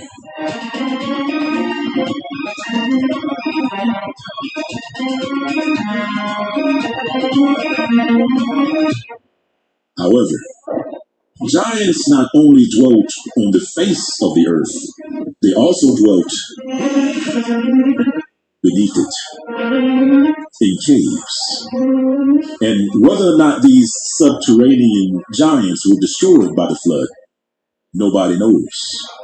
However, we do find giants roaming the earth after the flood, in the territories close to Esau. Esau married into the Horites, who were neighbors with the Emim, the giants. Esau also married into the Hittites, who were neighbors with the Anakim, the giants. And yes, Esau dwelt in caves, just like the Horites, and just like the giants.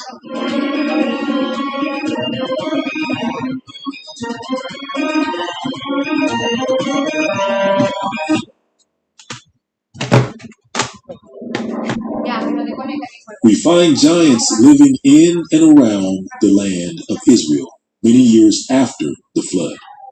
In fact, King David and Yahusha fought against these giants and won. According to the Bible, the children of Israel were very familiar with fighting these giants, who were driven from the land by the mighty hand of Yahuwah. And the question is, where did they go?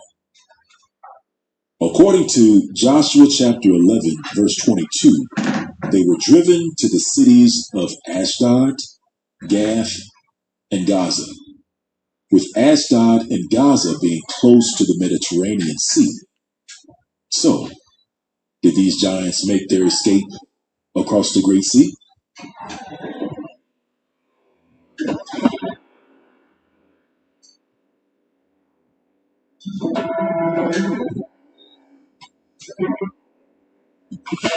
America being an accurate description of the New World. And the following reference reads, and it reads, moreover, the Peruvians themselves give some small testimony in their ancient records of a few that landed of old upon their coast, which were, as they say. Hold on, I'm gonna eat right quick. I'm gonna put that camera off. Mighty and cruel giants, committing much bloodshed, slaughtering the natives everywhere, and having subdued the whole country, built stately edifices, of which remain yet the ruins of some foundations, very artificial and costly. They also showed near Manta in Puerto Viejo many huge bones, as they believe of giants, 3 times longer and thicker than an ordinary.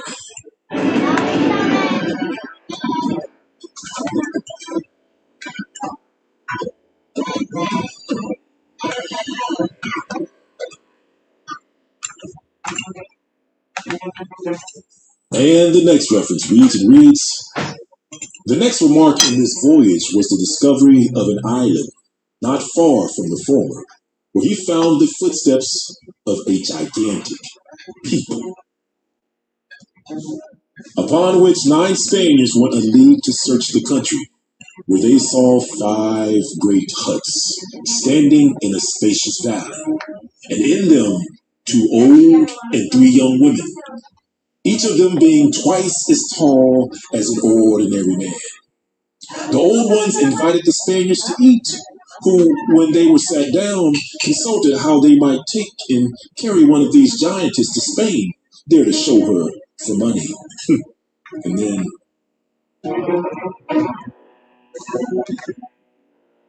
36 giants came into them.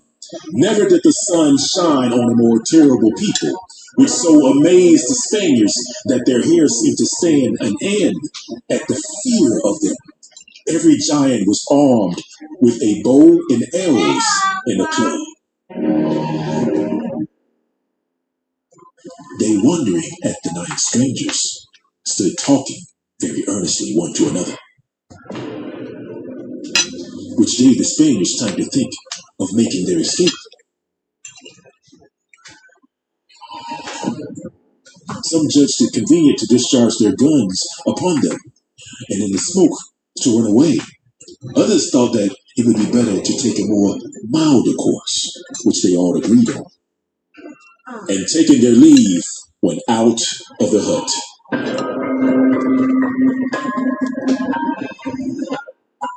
But were followed by the giants, who kept a stone's cast behind them, and went faster or slower as the Spaniards slackened or mended their pace, who at last getting to the shore, and from thence into their boats, they suddenly put off.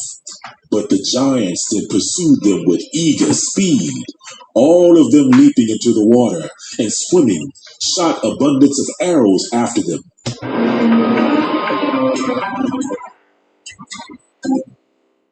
But frightened by the thunder of 2 great guns that were discharged from the ships, returned ashore and fled into the neighboring hills.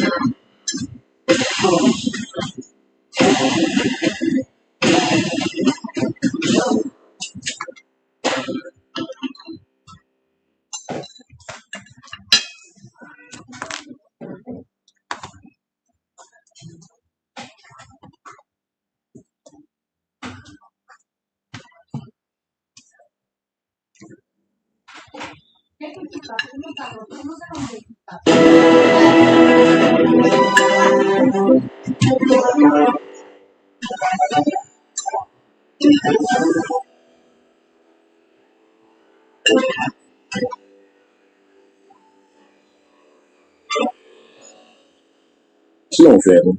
It's your brother Benaiah Ben Israel, and I would like to invite you to join me on HebrewConnect.tv. That's HebrewConnect.tv. Now, family, this is not just another social media platform. This one here, this is a game changer. It's a platform owned by Hebrews and operated by Hebrews. It's your ticket off of the digital plantation.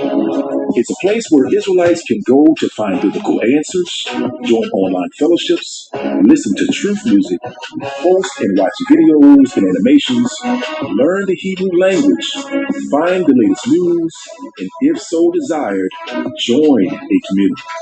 This is your digital city of freedom, where you are free to share, post, like, subscribe, without having your videos shadow banned or your subscribers mysteriously sucked off and kidnapped by aliens.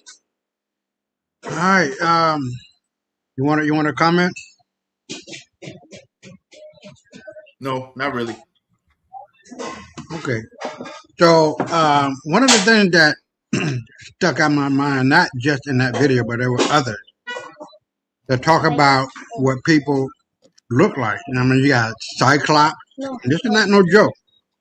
With maps of people with only one eye, and you know that's a genetic defect. But you also have people better known as wild men. Now we covered that, and this is what white folks were. They were wild people. They would sleep in their own piss and shit, and other dog piss and shit, and their horses piss and shit, having babies in it. There was no hygiene whatsoever. They had people who, from the neck down, didn't have a head or anything. They had their faces and mouths right in the middle of their chest. Now, believe it or not, no one accept it or not, I can't tell you or verify that because I never seen one, but I do believe that. The shit that I've seen that are this is not hyperbolic at all, that I've seen that was beyond my wildest imagination were the genetic defects of people. Now, whether that be, from the spread of radiation on Vietnam, what did they spray in Vietnam? The orange Agent thing? Orange. Agent Yeah, Agent Orange. Orange. Right. So once your genes are fucked up, that passes down to your next generation, the next generation, next generation. And who Same thing with knows how? Chernobyl. Yeah, go ahead. The same thing with Chernobyl. Yeah. So who knows how long it would take to wash it out? But these people, bro, they hell on wheels. There's a book called holy shit. It deals with these people. He did a very good job with it. Um, hold on. Hold on. It's gonna come up. The Iceman Inheritance. Yeah, there you go, man. You on my point, boy. The Iceman Inheritance. Yeah, you on your boat, man. You on You your talking point. about Michael Bradley? Yeah, and other books associated with that. Yeah. That he talked about in the book. He's very, very insightful. And he's been very honest about the white folks' origin and how they got to be as fucked up as they are. Mm-hmm. So we're dealing with a people who are going up against our people who are blessed, who are God's anointed, who are the gods upon this planet, who cannot be fucked with. I don't give a fuck what happened, when it happened, how it happened. We cannot be defeated because that's not how we come. No weapon formed against us will prosper. Period. I don't give a fuck what it is. Mm-hmm. We are the very foundation of the planet and of this earth, of this universe we live in. Without blackness, there is nothing left. From blackness comes everything else. Period. End of that discussion.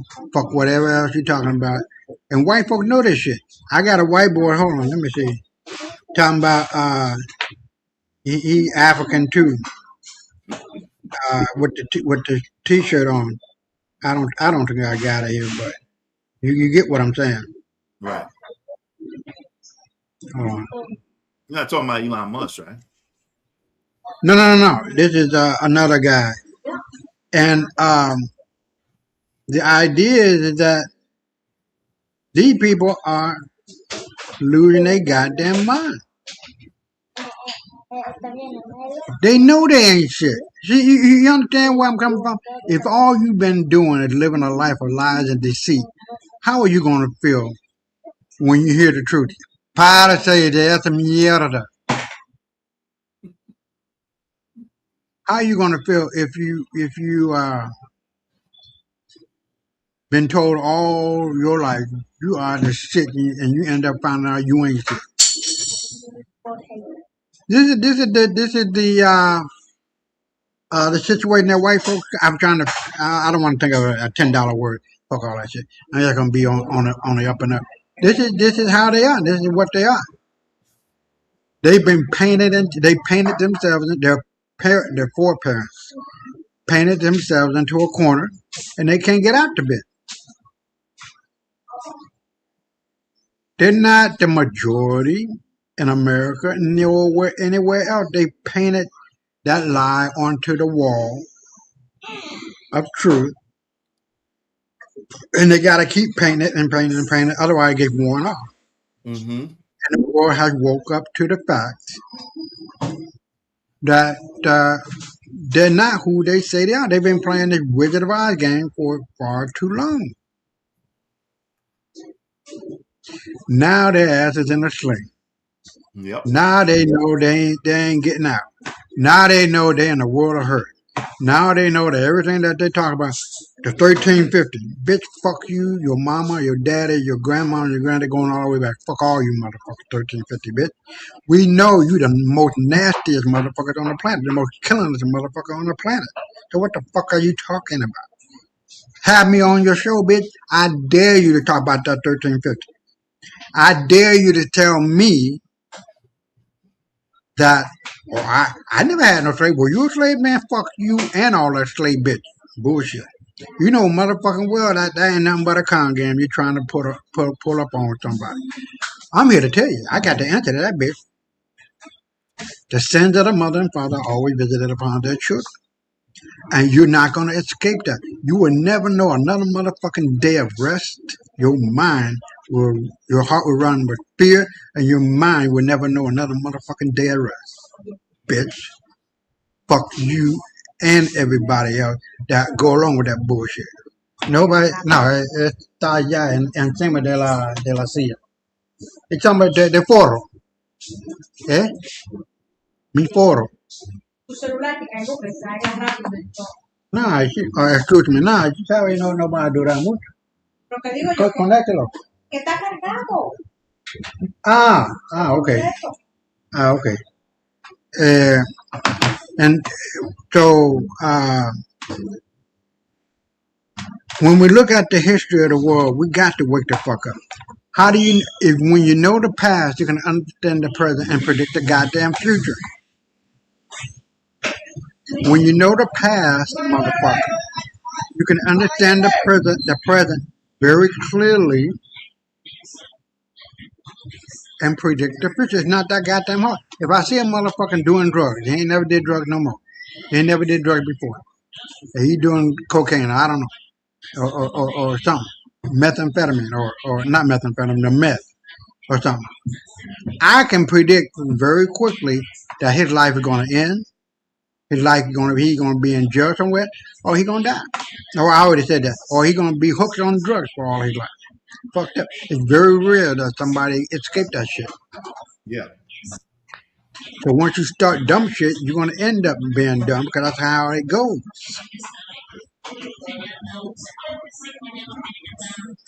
So we're gonna go on to the next one. Now this one is deal with. I think you're gonna have a big thing about this.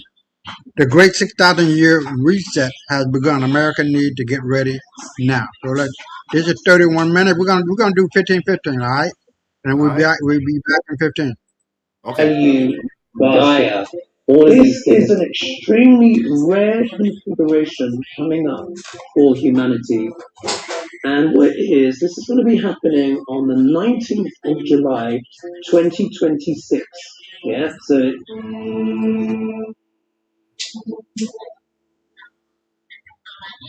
sure. Hello, hi there, everyone. My name is Hogarth Brown, and I am a Neo-Vedic astrologer, and I'm also a retreat host, a teacher, artist, and author.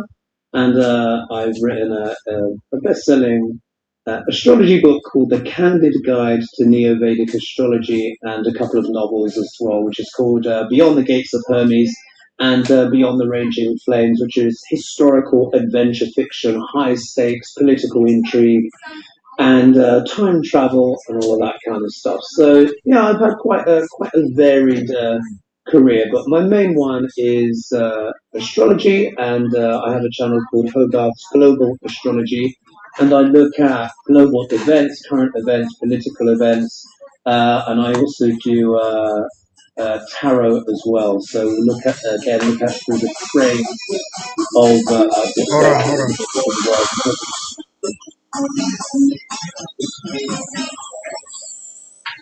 A lot of noise tonight, but not as much Mute as. your mic when you're showing the video, so that way people don't hear that part. They just hear the video.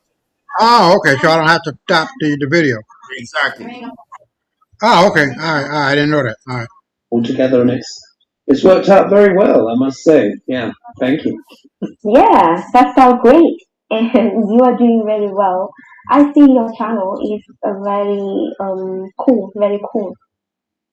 Thank you. Yeah. Thank you. Thanks so much. So, can I ask you a question about when you discover your ability or when you start? Okay, so I first started astrology when I was about 8 years old. It was really when I was about 8 years old. So it started a very long time ago. And really, a lot of that was an exploration because my mother, when I was growing up, her mental health was not great, wasn't very good at all. And I really wanted to understand what was going on with her. And she taught me how to read, so I could read from a very young age, maybe around about age 3. It really was, it really was that young. It was Jack and the Beanstalk. That's how she taught me to read, and but she always had lots of books on like Greek and Roman mythology. So I really started to look through these books and learn all of these stories. And I remember there was a story in it about a Greek character, and I realized, oh wow, this character in some way was echoing my mother's life. And then when I learned that all these gods and goddesses were actually named, the planets were named after gods and goddesses, so I started to look at that. So then I started to look at astronomy and how the stars work and their orbits around the sun, and then from there that then led to astrology. So I started Western astrology first, learned pretty much all about that, and then later on, that's when I learned about Vedic astrology. And what I do is Neo-Vedic astrology, which is that in traditional Vedic astrology, they don't look at the outer planets. So I include Uranus, Neptune, Pluto, Ceres, and Chiron, as well as the nodes of the moon, because they're too important to leave out. And that's where the secret source is in people's lives and charts. Those outer planets are very important, absolutely. So the months to look out for in terms of intensification, where I think this is where things are really going to start getting intense, and it's going to be in the fall, in the autumn, because there's something very important that is happening. So going back to this diagram, I was talking about Albert's basket, and I was talking about Jupiter. But if I go back to my other diagram, This one here. Do you remember I was showing you these lines? Yeah, these strong lines, and these are called Gandanta points. Yeah, and they happen at 28 degrees of a water sign into the first 2 degrees of a fire sign. So they happen at 28 degrees of sidereal Pisces into the first 2 degrees of Aries, 28 degrees of sidereal Cancer into first 2 degrees of sidereal Leo, and then 28 degrees of sidereal Scorpio into the first 2 degrees of sidereal Sagittarius. Now, why am I mentioning that? Is because here in this diagram here, you can see what I put here, Gandanta points. It's like a karmic knot. And any planet that is hovering in this area is said to be kind of drowning in some kind of way. So imagine it's like hot lava pouring into the sea. Yeah, it all bubbles and froths. And any planet that is in these kind of 2 degree portion, there is a lot of karma that is being generated or burnt off, or something unravels and needs to be put back together again. Now, why am I saying this is important in the fall? Because Jupiter, which is currently, like I said, in sidereal Cancer, is going to keep going. Yeah, so this exact basket is only going to last for a few days, and then Jupiter is going to keep going down towards Leo.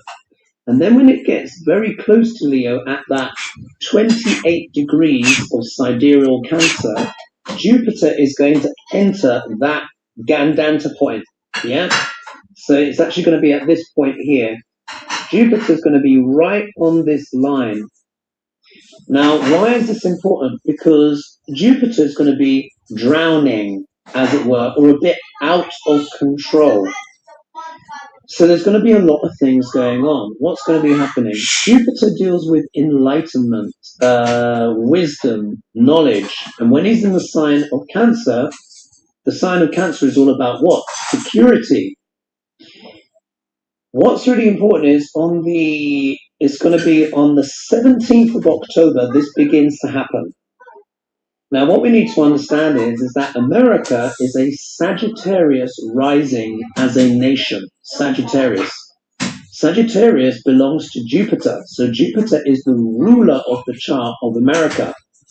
It starts going, Gandanta starts drowning from the 17th of October.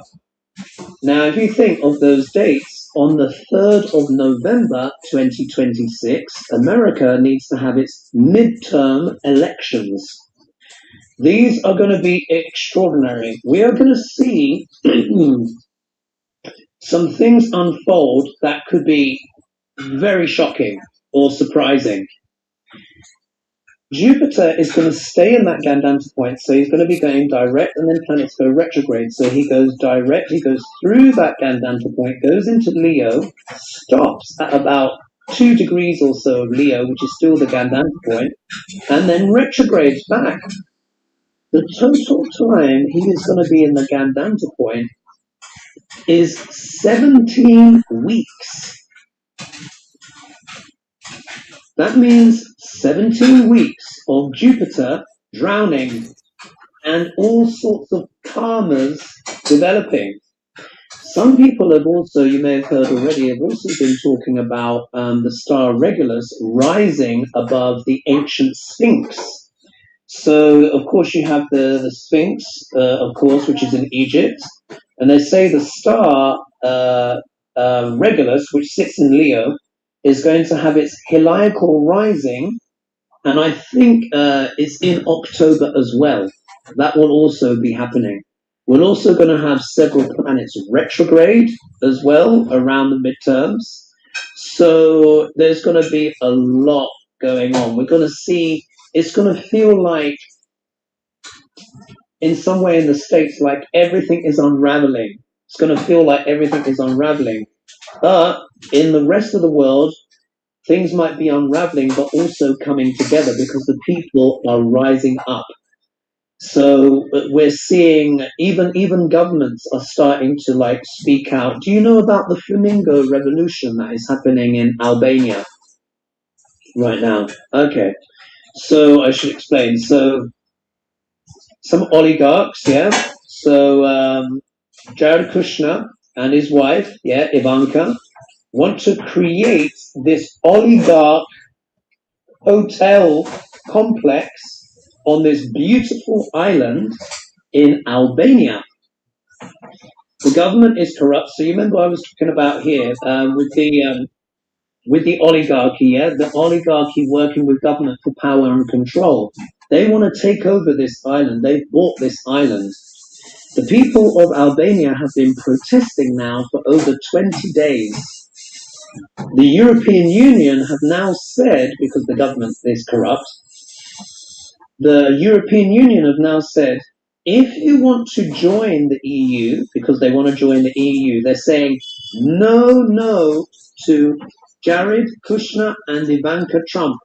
No. If you want to join us, you need to respect the environment and not be so corrupt. Yeah? Now, it doesn't mean the EU is perfect and stuff like that, but that gives you an idea of people are rising up. K2 is also going through the sign of Leo, and this means a lot of leaders are also falling as well. So you may or may not know, but my leader of my country, Sakir Starmer, resigned yesterday. Why? Because so much of what is going on with him and the Epstein files, via Peter Mandelson, but someone else, his rival, just won an important election, and he has just stood down yesterday. So imagine, as we get closer to this time, we're going to have leaders standing down, scandals emerging. Some people are going to be trying to cheat in the midterms, but it will all get exposed. There's going to be a lot of stuff going on. So that time period of 17 weeks is going to be very, very tumultuous, but we could also make a lot of progress as well. So I hope that answers the question. Indeed, yeah, you're correct. We are seeing past historical cycles coming back. And the most important thing to understand, really what is happening with America, no other country is having this, but everything we understand in Vedic astrology is cycles. So if we go back here, it's not going to show on here, but you see here where again we've got all of the planets here.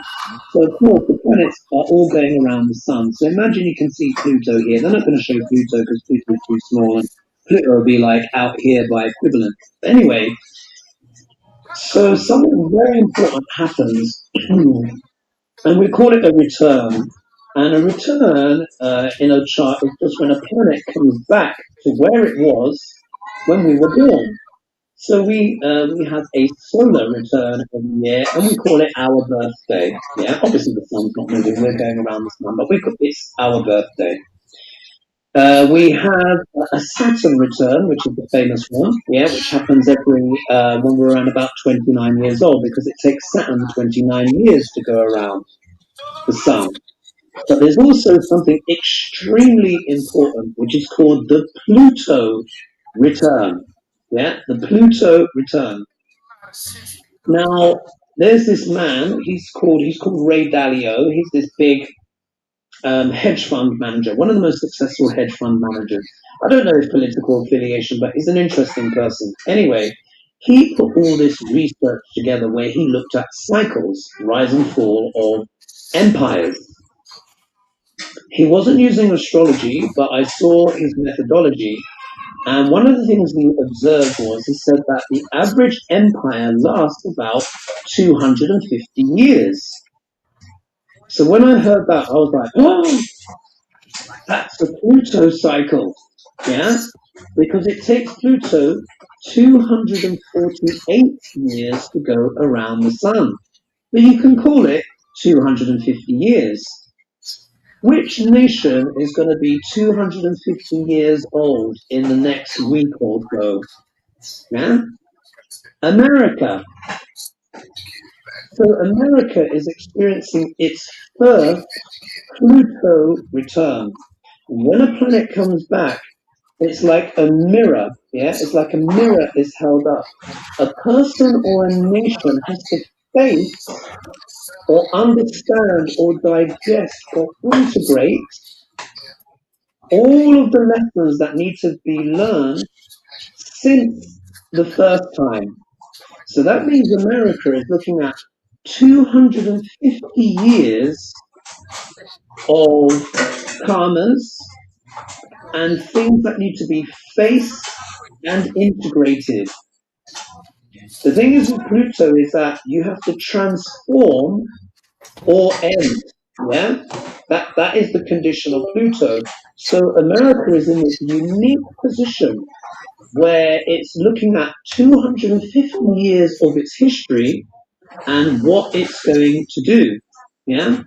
So you can see this doesn't happen very often. So if we think about what's going on, yeah, if we think of this Balbert's basket, which happens about once every 6,000 years, on top of America having its first Pluto return, which is about every 250 years, plus on top of that, with Jupiter being Gandanta for 17 weeks, do you see how 2026, 2027 is an incredibly important time?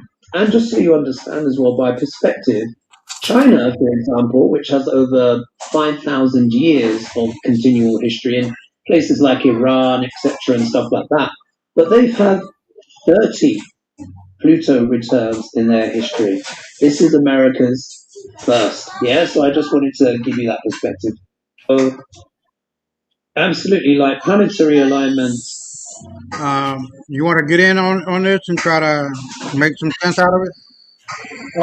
Nah, he's talking about a lot of stuff that I've ran across over the years. And this is why I tell you all the time, you can't, as far as I'm concerned, I used to be like you in regards to everything being uh, earthbound or in the physical. Right. And after I had a certain master teacher, he taught me that there's a lot of things that involve the earth and the cosmos, and we have to deal with that too. So when I always tell you, in agreement with the brother that's talking right now, Mr. Brown, when I always tell you that we have to deal with the celestial when we're talking about all these events, this is why I Mm, bring up the Galactic Federation and all those other things that are involved in some of the things he's talking about, okay. Okay. because But, it all works. I'm sure you heard the universe is one, even though it's so vast, we can't even right. imagine the whole thing. But it's one at the end of the day. That's my Yeah, contribution. I'm feeling what he's saying, and as a matter of fact, hold on. There were other people like this lady here, Ike Bakwa. Ya predice el peor terremoto. She's using tarot cards Right. to predict earthquake that will hit here in the Dominican Republic, and some other down and well-grounded people who are saying from a historical point that it has been building up and building up and building up, that it's bound to happen, and that bound to happen is by the end of this year, if not sooner. So Right. with this guy saying what he's saying, and this lady here talking about the earthquake here that is imminent in Mm-hmm. the Dominican Republic. Let me see if I can see another one. Then what we're looking at is a confluence of all of these things happening together. That's gonna, that's just an ebb and flow of life as we know it. And just because you don't know, I'm not saying that I believe in tarot cards. I don't, but I do believe in history, and history has a way of repeating itself. Like in 1929, we're gonna have another bubble or stock market crash in 2029, and the all hell just break loose. But on the flip side of that, a lot of people are going to be losing money. A lot of people are going to be making money. It's just like, if you lose your money, you're the motherfucking dumb motherfucker that come out and go drive and you ain't got the seatbelt on. But the Right. smart ones that got the seatbelt on, they don't be the ones who make the money. I So it know. really depends, man. This thing that they got going called XRP. and the XLM. and all of these are making a hell of a change in our dynamic and our economic systems across the globe, and how quickly things can be settled rather than through the SWIFT Right, system. So the SWIFT system takes anywhere from 3 to 5 days, right. but uh, um, the XRP can take place within Minutes. 1 second and no more Yeah, than 3 seconds. yeah. So with that being said, man, if you don't know, and we talked about this, and I talked about this on the show. I went into great detail. I'm not going to do that shit no more. I don't like repeating myself. But the idea is that if you don't know, you the dummy. You going to work, not paying the motherfucking attention, not paying attention to what people are saying or not saying, or what people are saying, what people are not saying, or behind the words that they speak. You the dumb motherfucker. I'm waiting. I'm waiting to the point, and that's gonna come soon after the reset, Right. the solar flash. Any way you look at it, I'm waiting for the day when we ain't even gonna need money. Right. You were talking about that, and the totalitarian system didn't have any money. Exactly. Didn't have money. And the idea is that uh, the trickery came in 1913, but before then, in 1870, when the banking cartel with Rothschild and all of them took over the whole banking entities throughout the world. Now there are there are a few countries that don't have banking, Rothschild banking. I forget what they were. Russia Cuba, is one. Cuba, Russia, yeah, Iran, North Korea, and maybe one Russia. or two. No, Russia too. Russia doesn't have Yeah, any. Russia. Yeah, Russia. Yeah, Yeah. yeah. So when we're looking at, and this is why I say, and this is what we're talking about. When you know the past, you can understand the present and predict the future, motherfucker. Why is this so goddamn hard to understand? Because people are fucking lazy, trifling, and dirty and nasty, and their minds are heart and soul. They prefer to hear shit. Uh huh. And They don't want another, to. the only one in Africa that used to not be in that system was Zimbabwe, but because the African Union currency is going to be. I don't know if you remember this. It's about during Trump's first administration. Right. The new African currency is going to be based on the Zim dollar. Yeah. Yeah. Yeah, that was a big thing about 5, 6 years ago, but he wasn't able to, and that's why Mugabe got taken out. It was a bloodless coup because there was an arrangement between him, Trump, and the new ruler at that time. I don't know if he's still in now as we speak, but it was a bloodless coup, and Didn't he die? they didn't even try to arrest Mugabe. Didn't he get killed or he died something like that? No, he died. You know, he didn't die as a result. Well, if remember, he was in his late 90s when he passed. So Okay. whether he got killed and they put a clone in there, or they just let him live his life out, he passed away in his castle. Or, as the story goes. Of course, I don't know because I'm not there. So, but Well, to be honest, that's what's going to be the case in Africa, but in particular. uh, and to be honest with you, nobody's talking about the elephant in the room.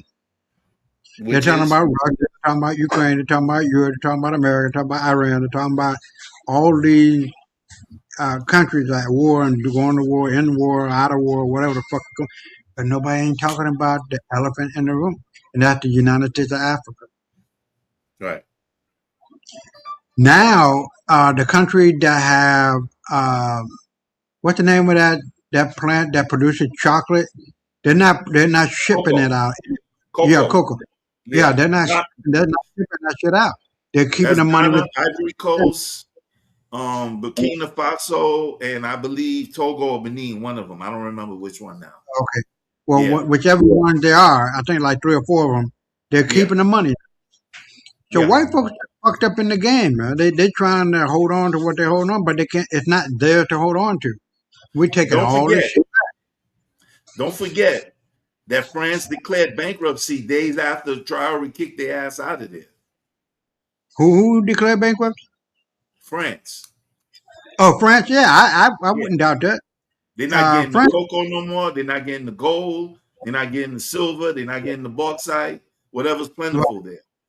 Right, and not getting what the nuclear power plants run on Right, uranium. because well, in particular, that's from Chad because they got some of the best yellow clay uranium out there Right. in Chad. So when we look at all of that, when we really look at the elephant in the room, all of what is happening is a curtain around Mother Africa that's getting her ready to reassume. Is that the word? Reassume. You can say that. I'm gonna go. Yeah, to reassume her role as the power that is, was, shall ever be. And we ain't getting it. We ain't giving it back. You see, because when white folk got into control, it was out of fear. And when you look at the agreement that was made,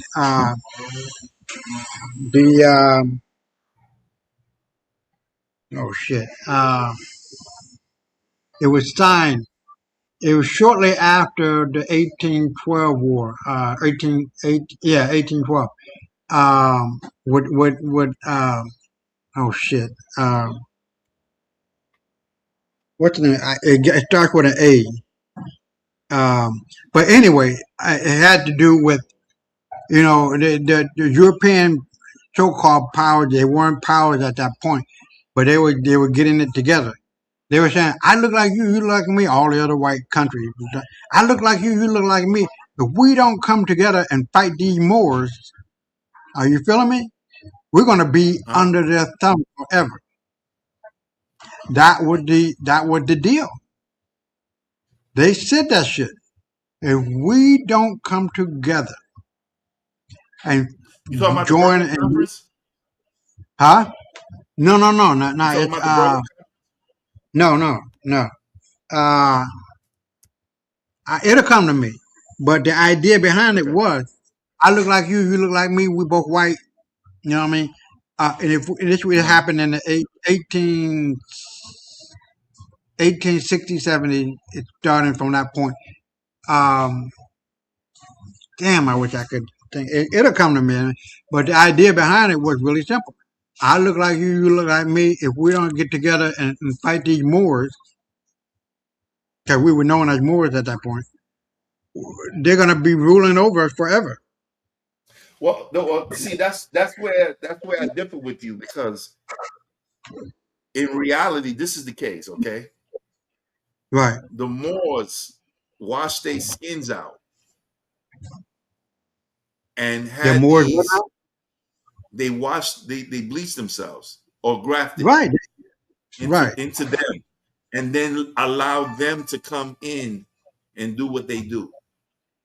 Right. So it's Right. them really controlling things because the system here, for the most part, in what we now call the United States and America, let's say North America, Right. allowed them to come in and then take over slowly using those who came over from Europe. Right. Those same black people you talked about that were the royalty before we started knowing these recent motherfuckers that, these Johnny come latelys that came from Germany into what is now known as England and Scotland and all those places in what we now Right. call the United Kingdom. So what I'm saying is the war is between the patriarch who are left brain thinkers and all about control and dominance against the matriarch, which are people who live by nature and creativity. Right. And that's why there's a difference between Moors and Mers. And we talked about this a few weeks ago as well. Right. So Now, that's what how I they just do it. right just to bank off of that, I just put into the chat um, the 13 family. Hold on, I should have just showed that.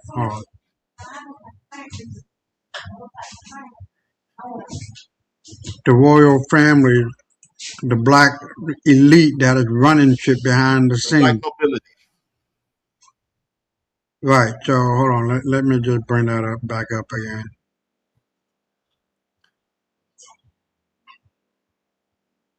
Here we have the 13 black nobility families, secrets of La Costa Nostra. You Uh-huh. got to hear that shit, and you got to understand what's going on. And Brother Black talked about that in as much detail as he could in regard to who really running the show. We are. You just looking at these wannabe white motherfuckers thinking they running the shit. They're not really running. Mm-hmm. The Aloydio title means that black folks own this motherfucker. Every 198 million square miles of the earth belong to black folks. That is in the title, under the title of Aloydio. In the Middle East, Palestine, our ancestors over 1,000 years ago, put that whole land in a truck called the Wa. I don't give a fuck how mad, how upset, how happy, how sad these motherfucking wannabe white Jews think they're running shit. They're gonna get something like Jared and his funky ass Hawaii think they're getting something. They're not. They can't take it because it's in a trust. Our ancestors saw this shit a long time ago. So we got to be able to understand where we're coming from and where we've been and where we're going. It's just Hey, it is the power, it is within the power of now. The yesterday is now. The tomorrow is now. The now is now. It doesn't change. it has been said that Jared Kushner is a clone, been substituted out, whatever. So again, I don't know. I'm not. I don't know these people. I don't associate with them. I'm not telling. It has been said. So just keep that Right. in mind. Okay. Okay. Because I don't know if you know this.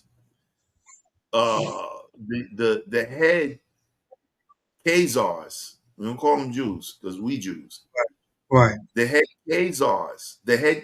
Khazar group of all of the Khazar groups is a group called the Shabbat, and their headquarters is on Eastern Parkway in Brooklyn, in a black neighborhood, Crown Heights, called Crown Heights, Right. and that is supposed. And Jared Kushner's father is the head of all of them, so they play an important part in all this too. Yeah, So just I see LeBron James hugging up on or holding the hand of an old wannabe Jew, talking about that's his advisor or some bullshit. You know, these niggas. because he's so rich and so famous and so influential, you have to understand. They have to play ball with these people, and that's what all the rituals are for. Well, I digress. See, because when you start to give validity to an ignorant motherfucker like Trump, you're gonna be sucked right into the vacuum of space of their ignorance, and you're gonna lose yourself, just like Doctor Kia. Now, I'm not trying to say nothing against her. I love the woman, I love the sister, but at some point, you gotta look at this fairly and squarely.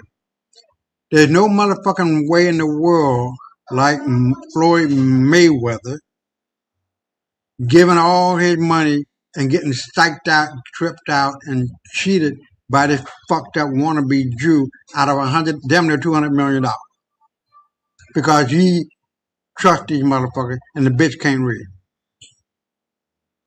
You feel what I'm saying? So Yeah, you gotta be very careful about the validity. Isaiah. Yeah, can you hear me? Yeah, I can hear you. I want you to consider this.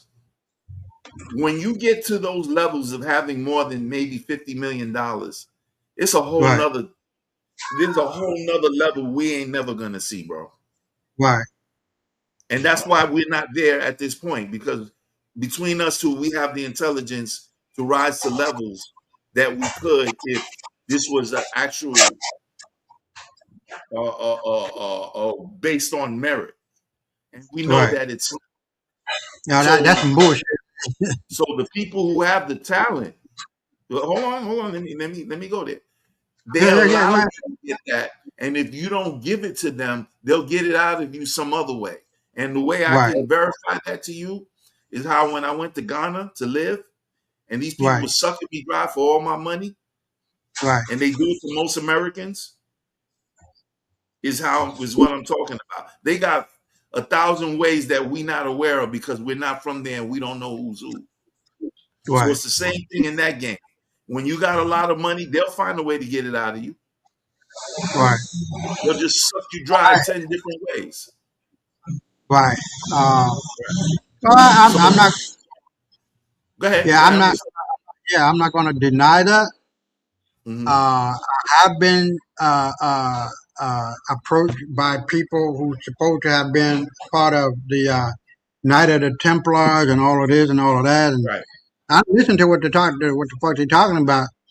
But I wasn't going down that road. I said, fuck Of you. course.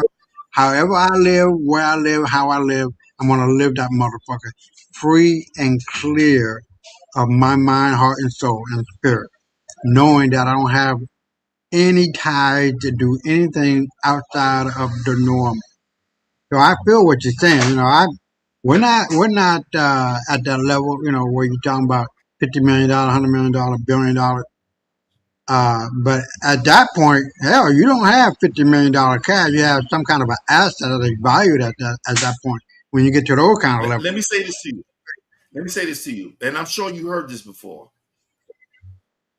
They say there's a rumor, and I don't, when we speak rumors, I don't ask me to verify or send you a link or whatever, because the information is out there. I'm not, when I say that, I'm not talking about you. I'm talking about in right, general. right. There's a rumor that said that the reason why Bill Cosby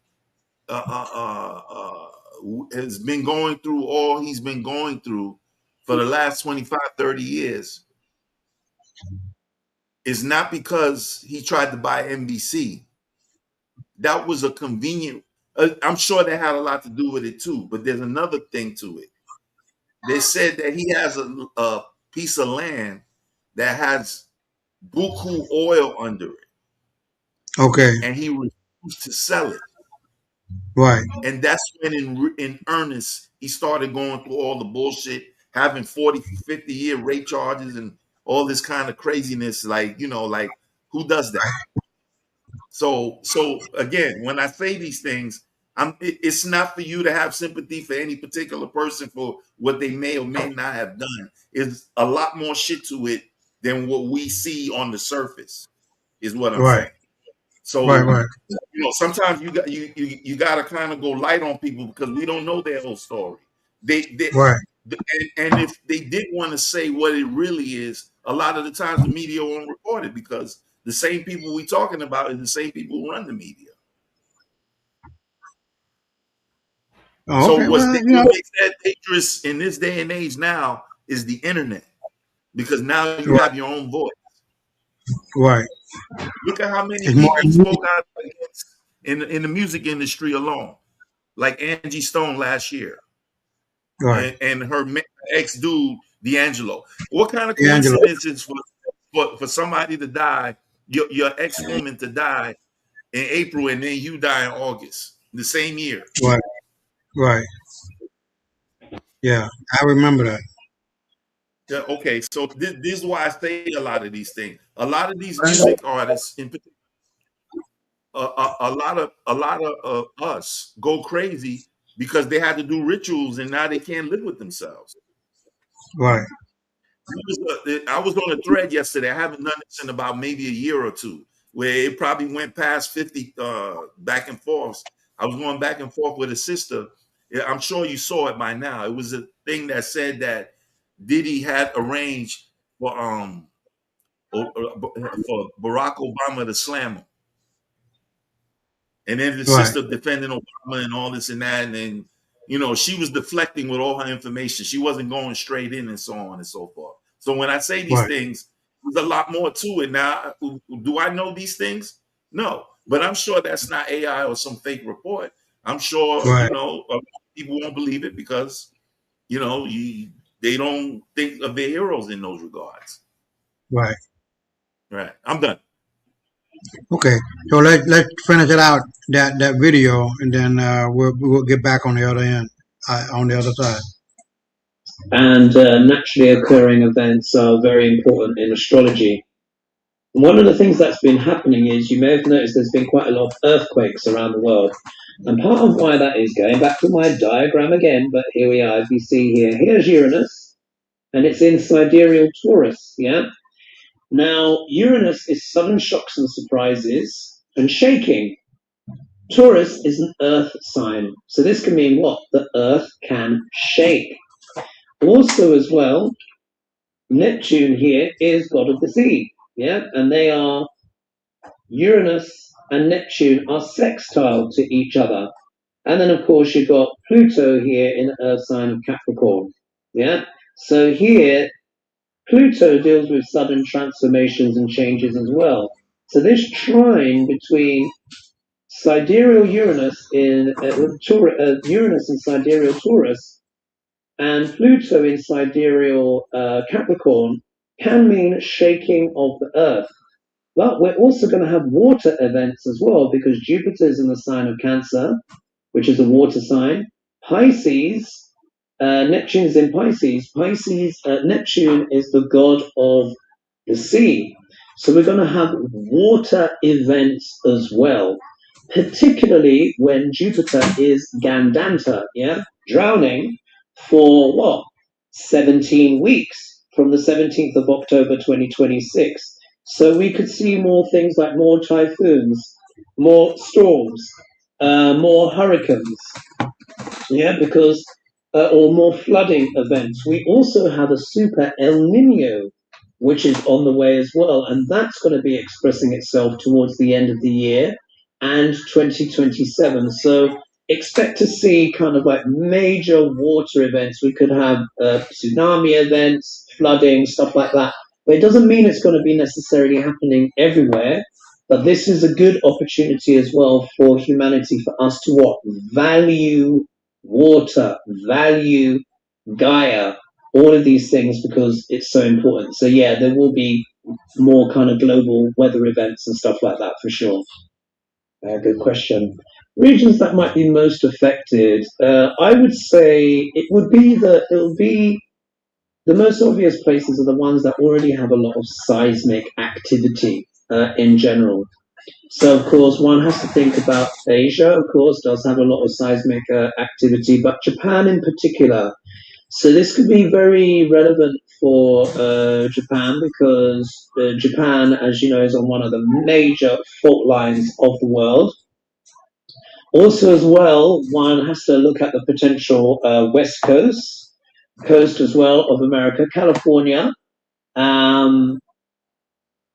California is kind of overdue some stuff, so I'm hoping there's not a major kind of event. In a way, it would be better if there was like an earthquake that was maybe in the fives, which will still be strong, but it would release the pressure. So it would be better that there is maybe like 2 or 3 smaller earthquake events rather than just one, a boom. Yeah, that would be better. So I'm hoping that it will spread out a bit. But yeah, I would say California and Japan definitely. If there's going to be something major, I think it's going to be more in that area of the world. But it could be Russia as well. Where else do they have earthquakes? Of course, Asia. I think it will be those usual places, but I'm more concerned about Japan and California. So, yes, you're correct. There are many psychics that have been predicting that America could lose some of its landmass. It could become submerged.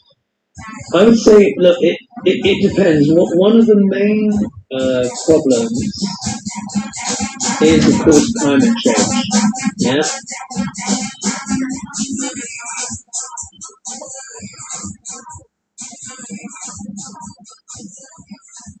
Because the waters are rising. Now, there are still people that are holding on, saying climate change is a conspiracy theory. It is not. It's real. Like, so for tomorrow, for example, in the UK, we are going to hit 38 degrees Celsius temperature, which is over 100 in terms of Fahrenheit. This really should not be happening in this part of the world, yeah, because we are a northern country. Europe, I think parts of Bordeaux are going to be hitting 40 degrees. Parts of Spain, 42, 44 degrees. These are extremely hot temperatures. So climate change is real. Of course, the more that the globe warms up, the more that the ice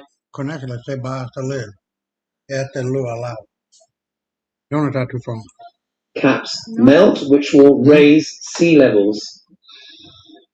However, we also have the El Nino effect, and what they say is as well is that sea levels don't just rise evenly everywhere because the earth is moving, so water levels stay higher in certain places. However, there is an issue.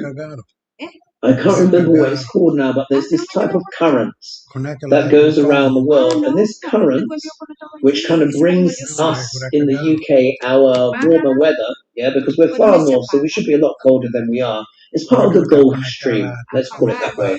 I can't remember what it's called, but it's this big cycle that happens. This cycle is weakening. It's slowing down. And they said if this particular cycle stops, then the sea levels are going to rise much higher in regards to like the eastern coastline of America. So if that happens, then the psychics will be correct, because we're talking like major. It could be like maybe over a meter higher, if not more. It could be a lot. So if you think of, for example, New York, which is barely above sea level, imagine if the waters come up, it will just go over everything. So I hope that doesn't happen, but there is evidence that this Gulf Stream is slowing down. So that could be something, maybe that might be something that comes true in the 2030s or the 2040s, for example. It all depends on how far climate change goes. This is why we have to do as much as we can to reduce climate change. China's actually doing very well. There are a lot of, obviously, coal fire stations, but they're putting a lot of electric vehicles and cars. So humanity is starting to go in the right direction. Cool. Okay, so let me see. I wonder if I could share. Okay, I'm going to show you something else. Now, this is really important. So you're asking, like, what's coming up that could impact our health and our well-being at this time?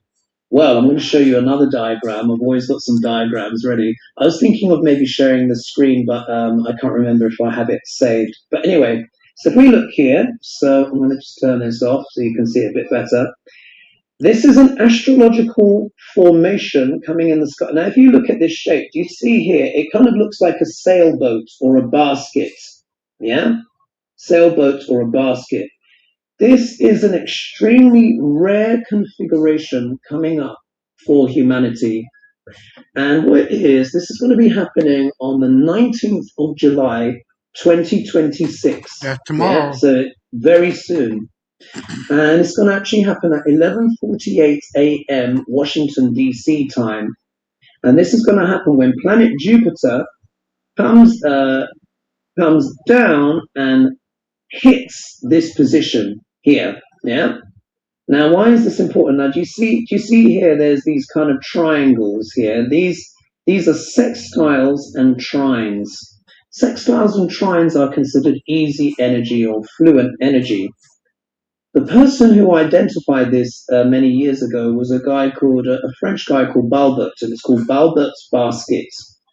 This is an extremely rare configuration. People are trying to look back to find when the last time this happened, and I think the consensus is that this happened about 6,000 years ago, there or thereabouts. It could even be longer. This is extremely rare. What is happening is that planet Pluto now, I've done this for the Vedic position, so everything has moved back by almost 24 degrees. This is planet Pluto here, which is forming this opposition, with Jupiter. Pluto is in sidereal Capricorn, and Capricorn is the sign of corporations, government, big business. Pluto as a planet is the planet of what? Oligarchs, it's where we get the word plutocracy from. So here we've got the plutocracy, the big oligarchs and powerful people in government are trying to what? Control things. And this is in opposition. So you see, an opposition is like a tug of war pulling on a piece of rope. This opposition is opposite to Jupiter, which is in sidereal Cancer, which is all about home, family, security. So if we think, what are we all fighting for at the moment, isn't it? On Earth, we're all fighting for our security, our home, our food, our families, because we feel our families and our way of life are under attack. So do you see here? These are the oligarchs here. This is humanity over here. But these sextiles and trines are showing how the other energies are being used. So if we look here, Pluto is trine, which means 5 signs away from Uranus, which is up here. Uranus is currently in sidereal Taurus. In Western Tropical, they're saying it's Gemini, but really it's sidereal Taurus. Why is this important? Taurus is all about food, money, and security, family, and values. So here, the plutocracy, the oligarchs, are trying to use the energy of Uranus, and Uranus is a planet of technology and innovation. AI, cryptocurrencies, and stuff like that. So you can see here, the oligarchy are leveraging, they're using the power of Uranus to what? The technology maybe as a form of control. Make sense? Yeah? Then if we look here, this one here, it's 3 signs, 1, 2, 3. This is called a sextile. That's also a powerful energy. And this is with Neptune. Now, Neptune deals with illusions and delusions and fantasies, but Neptune can also deal with things like social media, making the unreal appear real. So here you can argue the oligarchy are trying to what? Leverage technology to create powerful illusions. However, this is us here, humanity here. Jupiter is also trine Neptune. The positive side of Neptune is spirituality, elevation. So your channel is about people that what? Go to the other side. Going to the other side has a lot to do with Neptune, because Neptune dissolves the boundary between the 3-dimensional world and the realms beyond. So this is humanity wanting to ascend. We can use this Neptunian energy to ascend to the next level. This is all what we're wanting to do. Also as well, this Jupiter also has a sextile here with Uranus. So it's up to us how we use the technology. Will we be trapped by the technology, which is what the oligarchy want? They want to put the lid on this. Or will we use the technology to advance and ascend? So do you see how all these energies are playing together? In Western tropical astrology, they have all of these planets meeting at 4 degrees each. But really, it's at 10 degrees. So Jupiter is at 10 degrees of sidereal Cancer. Pluto is at 10 degrees of sidereal Capricorn. Neptune is at 10 degrees of sidereal Pisces. Uranus is at 10 degrees of sidereal Taurus. So what we have is a fight. We have a fight going on between the elements of earth and water. Maybe not a fight, but a strong dialogue. Earth signs are about practicality, reality, money, wealth. The water signs are all about what spirituality and creativity. So human spirituality is coming up, but the others are trying to what? Bring it down. So you see, it's this kind of fight between the opposites. This is one of the most important times in human history. We will likely never see this again.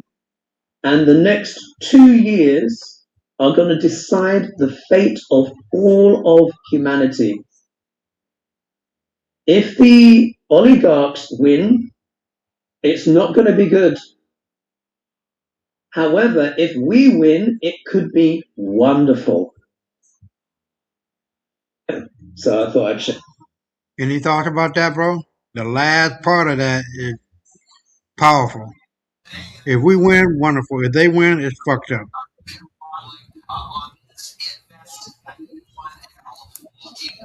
All right. Any thought? Yeah, I'm here. What's up? No, I was just saying. Any thoughts about the video? The last part Um, said, if humanity wins, it's beautiful. If the oligarchs win, the elite win, we're fucked up. yeah, you sent me that yesterday, so I watched it yesterday or the day before. I don't Right. remember right now. Yeah, you sent it to me Okay. though, and I saw it. And it's Right. already, again. Let me just say this to you, bro. Real talk. We have no end, and therefore we have no beginning. We ain't going nowhere. Now, Mm-hmm. all of us going to be here to witness what I'm talking about? Of course not. But the remnant will be here. So this Right. has all been spoken of and in time. You know what I'm saying? If Right. if we all disappear off this earth, we'll come back as caterpillars or rats or something else, brother.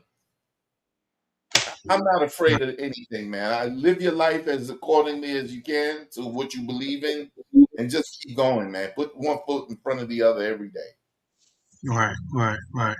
Well, like you said, we're not going anywhere. We're only a second or two older than dirt. So we're here to stay. We ain't going no damn where. The only people that are leaving are white folks, as we know them to be today. Because they gotta go. Actually, Bring balance back. actually, those who cannot measure their heart against a feather are going to, Right. because this is a time for the righteous. Because if you're doing the fuck shit that uh, uh, that supremacy allows you to do, you just as guilty as they are, and Right. most of us are doing that. You got. Well, I agree with that one. If you work on a job and somebody cut your throat to get that promotion that you were supposed to get, they're just as guilty as anybody who allowed it to happen. A Right. conspiracy doesn't mean you did the actual murder, kidnapping, or whatever. You are part of it. You're just as guilty as the person who actually took your physical body and put it in a car and said, "Okay, we're taking you over here. We're gonna tie you up and wait for our ransom money." Somebody 10,000 miles away who was a part of the plan is just as guilty as the person who physically did it. Right. Right. Right. All right. Well, let's get on Isn't that into what the next. Let's isn't get on that what into the isn't what that what else? trafficking is? Uh, yes, no, maybe. Yeah, you know what I mean in a loose sense. Yeah, I know what you're talking about. It's another form of I think, I trafficking. think I think we might be talking over some people's heads. So I want to try to keep it as level as possible without Okay, going into the particulars. esoteric, you know. Okay, But yeah. So we're into the X Files now, and this is what going on with the world. okay. Iranian Revolutionary Guard Corps. Every Israeli who wants to what the hell where noise coming from? Oh, Let me mute. yeah, yeah. Every, Iranian Revolutionary Guard Corps. Every Israeli who wants to survive must hold on.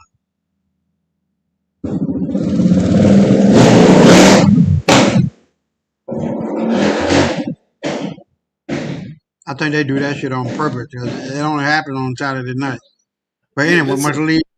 listen. Yeah. There's such a thing in being a targeted individual or being gang stalked. They call them noise campaigns. It's meant to throw everything you're doing off. Ah, I wouldn't doubt it. So Right, here we go. noise campaign. Look it up when you Right. get a chance. I'll yield. Go ahead. Okay. We're heading towards a fierce war, and its end will be disastrous. We are fully prepared. This war will only end with the destruction of Israel. Not saying that you're going to understand that, but I'll let it play out. God damn. What? Mute your mic, bro. Mute your mic. You won't hear it. We won't hear it.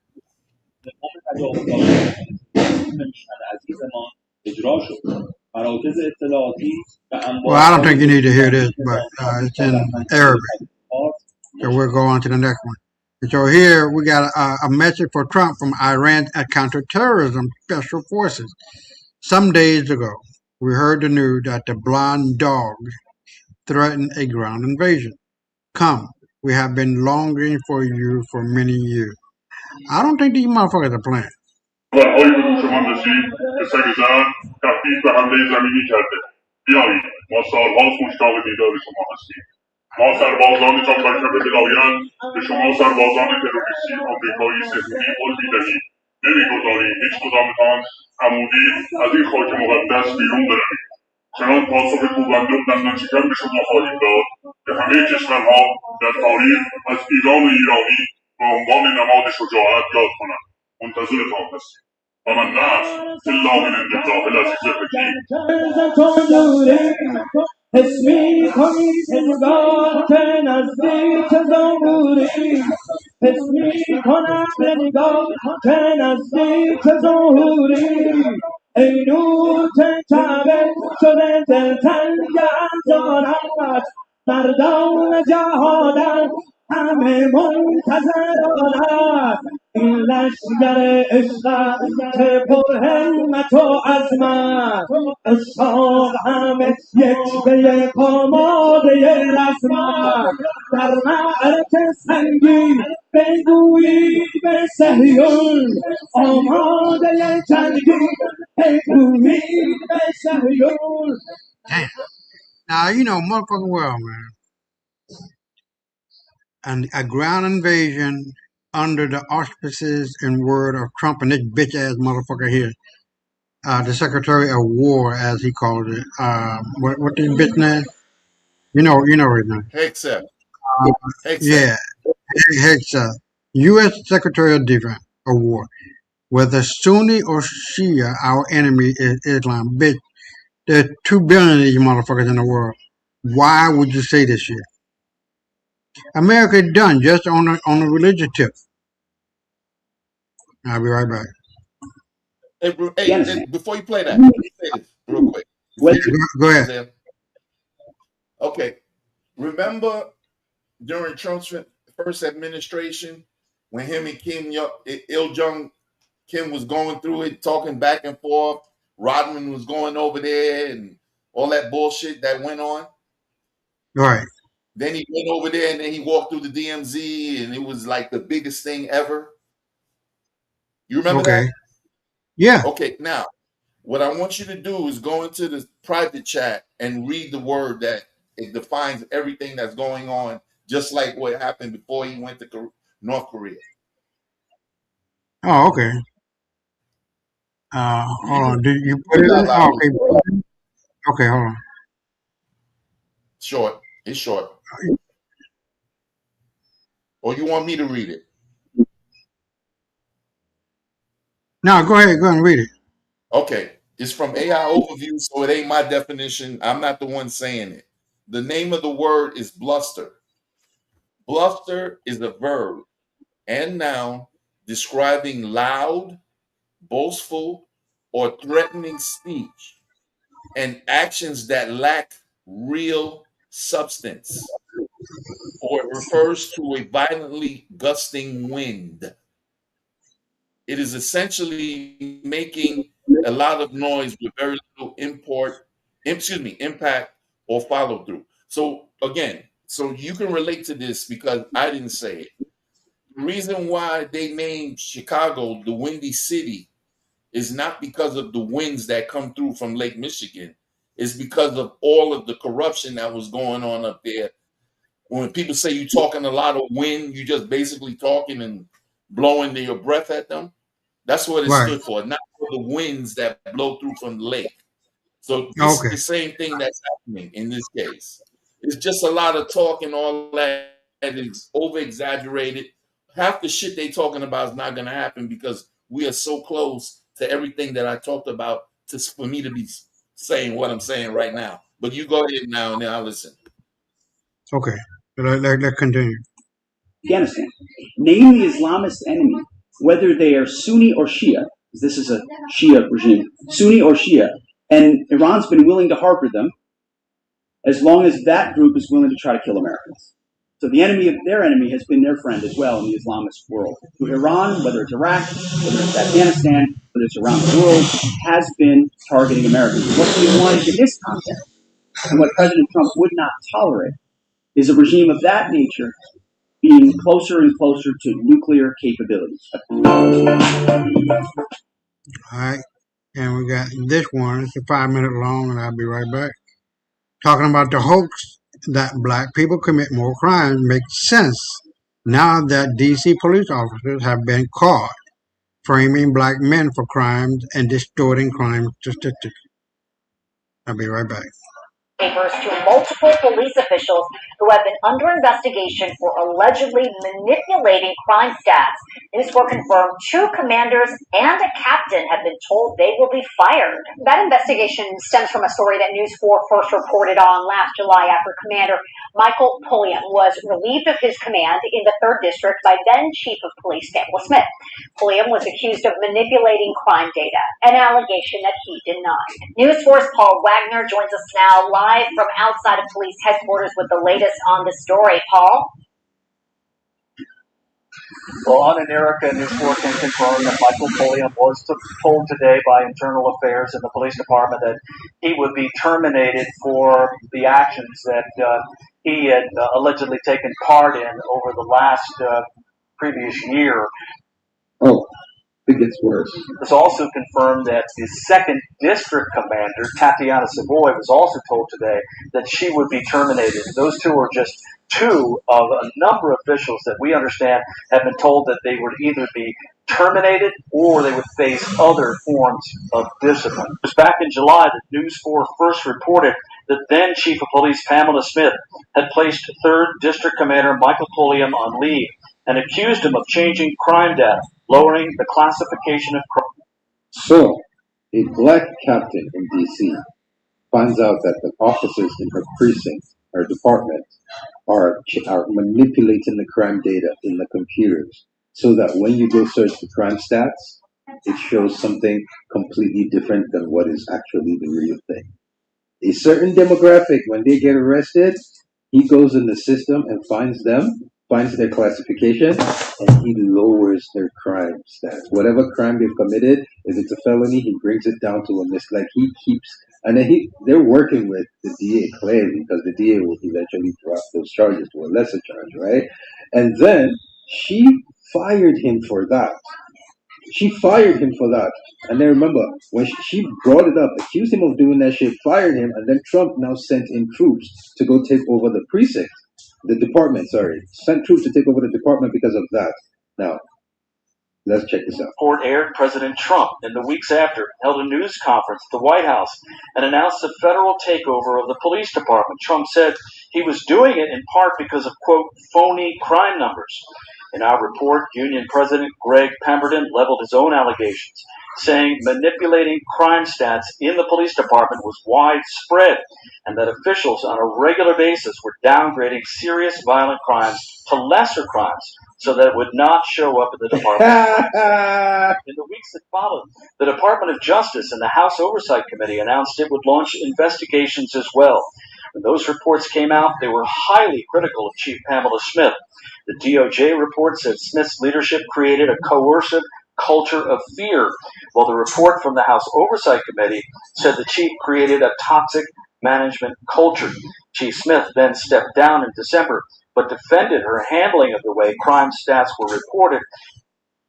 So, even the chief of the union president for DC police had to come out and admit that that tampering of crime stats is widespread. It happens all over, right? And then chief, the police chief, who was a black woman, was investigated, and they said that she created a culture of fear. You know what culture she created? She told them that shit y'all doing is not gonna fly under my leadership. The toxic culture that they talking about, she basically said, y'all gonna do your jobs. What you swore to do, that's what you're gonna do. We're not doing any of that extra bullshit anymore. That's the toxic culture. She came in and said, I need you to do your jobs. I need you to stop lying. I need you to stop manipulating the crime stats.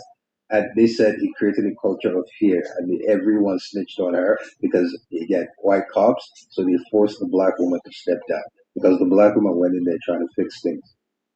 She's the one so the only reason this is happening, the only reason these firings are happening is because a police chief, a big police chief, a black woman blew the whistle. If she kept quiet about this, we would never know. And this is why black men always have the highest crime stats. Because white cops, not only do they let white men walk away, not only do they refuse to arrest white men, when they do arrest them for those crimes, there are other white men that go in the system and change the data. And this one just in. Sources in Tel Aviv claim that Benjamin Netanyahu has been urgently admitted to the intensive care unit at the hospital where he is receiving cancer treatment and that his condition is critical. How many times do we need to keep hearing this shit? I've got proof, based on what I know, that he was put into a coffin and buried. But this is some bullshit. Hold on.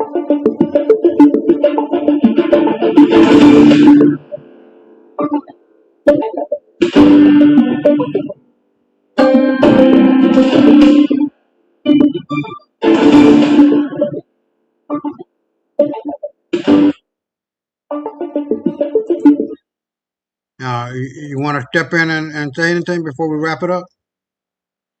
The last one, man, we already know you've already said it numerous times on this show. We already know these motherfuckers lie like, man, they lie more than rugs, bro. They are the rug. Right. Right. So all the lies, this is just more proof that everything is being exposed. Right. Everything, including their skin. When a lot of our younger viewers or younger people who don't know anything about film don't remember a time when you had to develop film in a dark room, and if somebody opened the door, your film was ruined. Yeah. So this is like, I liken that to putting sunlight on their skin. That's just another form of exposure, brother. Right. Let the sun shine and let him do his job. So all this talking about, I used to attend UA, which is called United African Movement, and that was Alton Maddox, one of the greatest attorneys that ever lived. It could rival Johnny Cochran on any case. And he used to say, and I'm talking 25, 30 years ago. He passed away about 3-4 years ago. But he used to always say, the only thing man can do at this point is kill more of you faster. So now it's being applied to him. Now they killing white folks who protesting for ICE. Even if it was a psyop, I mean, the picture's in your mind. Right. January 6th, COVID, the vaccinations, and all those things combined. they dying of these things too, bro. And Okay. they ain't the majority. So 100,000 of them being exposed to that sun in Europe and dying. It was said Right. that 3 4 years ago when the same thing happened, I think they said about 10,000 people died when it all evened out. But a lot Hmm. of people saying it was closer to 200,000. Okay. Yeah. So I mean, they're always going to, when it's bad, they always want to overrepresent it for us, and when it's good, overrepresent it for themselves. So we never Right. know. So meet those numbers in the middle, and just chalk it off, charge it to the game after that, because we're not gonna know. Right. But the Okay. universal codex knows. Right. Right. Okay. Well, let's try to run through these. We ain't got that many. 1, 2, 3, 4, 5, 6. Now we got 9 left. It's really short, like 2, 3 minutes. I'll be right back. Than ever before, and there's nothing that the Iran is U.S. can punishing do the about it. U.S. Let's take a look. Here we have satellite imagery showing that Iran struck the Crown Plaza Hotel in Oman, which exclusively houses U.S. troops. Iran struck an American ground-to-ground missile battery in Kuwait. They also hit the Bahrain Petroleum Company with ballistic missiles. U.S. Navy's Fifth Fleet Command and Control Center in Bahrain was hit once more. Further satellite imagery confirms that a Patriot battery system was destroyed at the U.S. base in Erbil Airport. More satellite images show that 3 hardened storage facilities hosting intercept missiles in the UAE were completely destroyed in last night's Iranian strike. Did I mention that all of this happened over the last for hours? There's a lot more. New satellite images confirm the destruction of buildings which house U.S. troops at the King Faisal Air Base in Jordan. Kuwait has confirmed now that an Iranian strike damaged a power and desalination plant which sparked a large fire just a few days ago, by the way. It was someone's great idea at U.S. CENTCOM to target Iran's power infrastructure on one of their islands.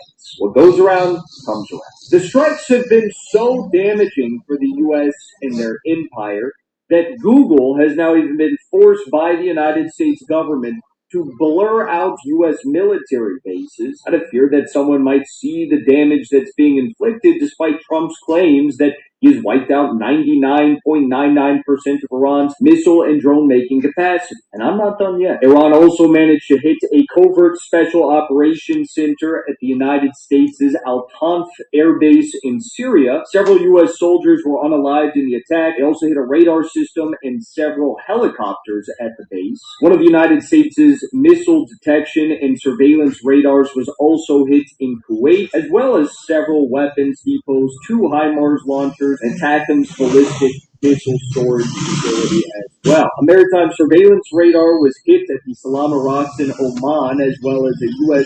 surveillance radar deployed at Oman's Ghanam. And for the final icing on the cake, Jordanian fighter jets of the F-35, F-15, and F-16 variety were hit, as well as refueling aircraft in 2 phases of Iranian strikes on Jordanian-occupied U.S. bases. Needless to say, Iran is ramping up their defensive and retaliatory strikes against the U.S. aggressor. And despite whatever Trump says in the media, it seems that even with the months of buildup of more air interceptor and defensive missile capabilities in the region, they still cannot stop Iran with whatever they have at their disposal.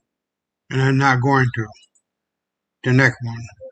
Now this one, Iran, well, this is in Espanol, but it's saying that Iran is showing their muscle and that they're exhibiting the use of bunkers and other things that are still intact, even though Trump is saying that it is destroyed. It's bullshit. So let's see. I don't think it's destroyed. They're just throwing them in their bunker. I guess that's a bunker. I don't know.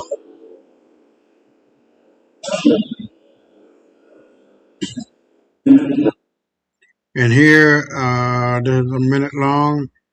Talking about the wildfires in Canada. The air in America is just toxic, so toxic, like 100 times normal. Whew. And this is Mother Nature at work. Now, how are the fires are being caught or been set on fire? I think the answer is Israel. I'll be right back. Right now is 10 times more toxic than normal pollution, and it's spreading east by the hour. Here's what happened. Over 830 wildfires are burning across Canada right now, and today, the wind shifted, pushing thick walls of that smoke straight across the border into the United States. Look at Duluth, Minnesota. Its air quality score hit 902 today. Anything above 300 is hazardous for every single person. Duluth is more than triple that. And it is racing east. Air quality alerts now stretch from Minnesota all the way to New York City, covering the entire states of Wisconsin and Michigan. Detroit, Milwaukee, Boston, and Philadelphia are all under it, and the heaviest smoke reaches Washington, D.C. by tomorrow. And here is why it is so toxic. The particles in wildfire smoke are small enough to slip past your lungs and enter your bloodstream, damaging your heart and nervous system. And this is only part of it. Right now, roughly 4 dozen large fires are burning across 15 states, from Minnesota to California. They have already burned an area larger than Yellowstone and the Grand Canyon combined. Drought and record heat turned an entire continent into fuel, and officials say this could burn until the snow comes back. America is done. Hold on, we'll be right back on this one. It's a very rare occurrence, especially in Qatar, where the defense infrastructure is multi-layered, multi-pronged, and especially their air defenses. So they do say they are at a high level of readiness and preparedness. But we've also seen this taking place throughout the Gulf in the morning, from Jordan, Bahrain, who accuse Iran of targeting civilians, and also in Oman. We know there was a rocky outcrop that the Iranian Revolutionary Guard said they were targeting around this area in the north, and also took out some American infrastructure there. So obviously this escalation is continuing, and all the Gulf nations, specifically Qatar and Oman as well, are saying they need to de-escalate and choose a path of diplomacy and dialogue instead. This is very... Okay, and this one, mentioned to the United States. این استانها رو میزنن و به دنبال این هستن که در کنار محاصره دریایی که دوباره شروع کردن یه نقطه فشار جدید هم درست کنن، دوباره بگن چی؟ بگن هم مذاکره هم جنگ. من اعلام میکنم تمام شد، هم مذاکره هم جنگ تمام شد. ما اگر در 2-3 روز آینده آمریکایی‌ها جنگ رو ادامه بدن، وارد مرحله تهاجمی و انهدامی کامل خواهیم شد. یعنی چی؟ یعنی دیگه مقابله به مصر رو اکتفا نمی‌کنه. هیچ مرز سیاسی در مقابل نیروهای تهاجمی ایران دیگه امنیت ندارن. البته ما خب حالا در این رابطه اینا دارن این استان‌ها رو میزنن. So the policy of both negotiation and war is over. There's no more MOU. There's no ceasefire, bitches. We're on your motherfucking ass. Trump, we're going to kill you. That's how it's going to roll. That's how it's going to get down. That's how we're going to do.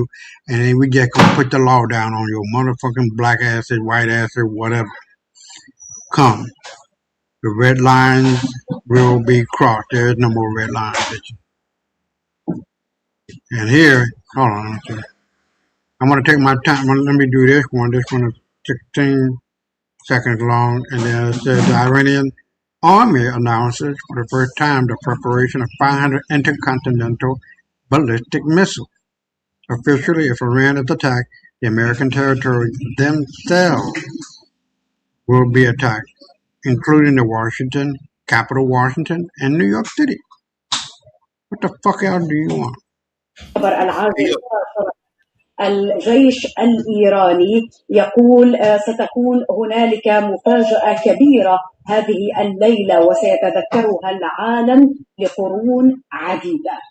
إذن you want to step in before I play the last two? Yeah, kind of unrelated, but check out the it's a minute video. I just put it in the private chat. You might want to play it last so that we don't break up the continuity of what we're doing. But look at it when you finish playing your videos, because there's other shit involved in this. That'll be the last thing we play. And then, hold on, let me go back. So these are like how would I want to put this? Like a batch of video, really short, that describes and talks about our history. Let me do this one. I'll be You right know back. what it is? I'll tell you what it is. Anti-Italian discrimination. Columbus Day, Day of Italian Pride. It's our holiday, and they want to take it away. Fuck them. But I never liked Columbus. What? In Napoli, a lot of people are not so happy for Columbus. Because he was from Genoa. What's the problem with Genoa? The north of Italy always had the money and the power. They punished the south since hundreds of years. Even today, they put up their nose at us like we're pests. I hate the north. Take it easy. I'm going to take action here.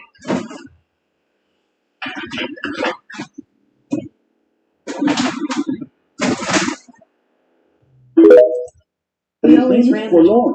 And so, as far as we have it right, Cristobal Colon. So, his real name is Salvador Zarco.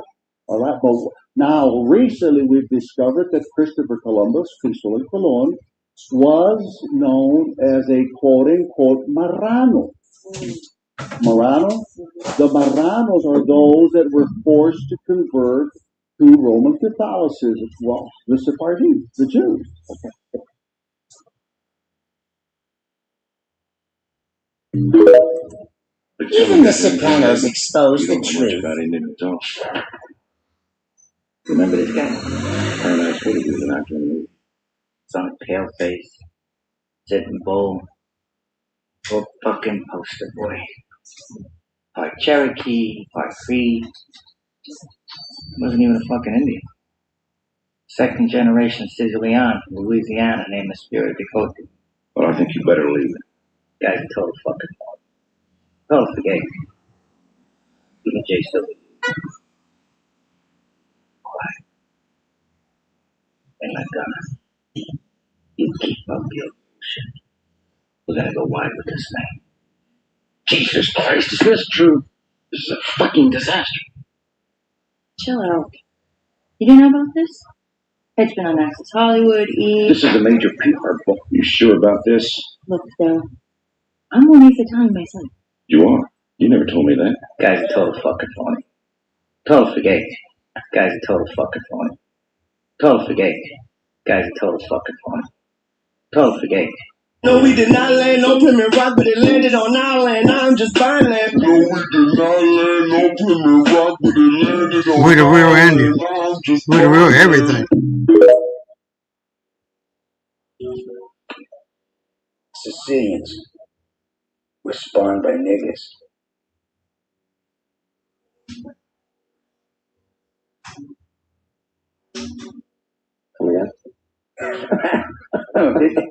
It's a fact. See, Sicilians had black blood up into their hearts. And no, if you don't believe me, you could look it up. Hundreds and hundreds of years ago, the Moors conquered Sicily, and the Moors are niggas. See, way back then, Sicilians were like wops from northern Italy. They all had blonde hair and blue eyes. But, well, then the Moors moved in there. They changed the whole country. They did so much fucking Sicilian women, that they changed the whole bloodline forever. That's why blonde hair and blue eyes became black hair, dark skin. It's absolutely amazing to me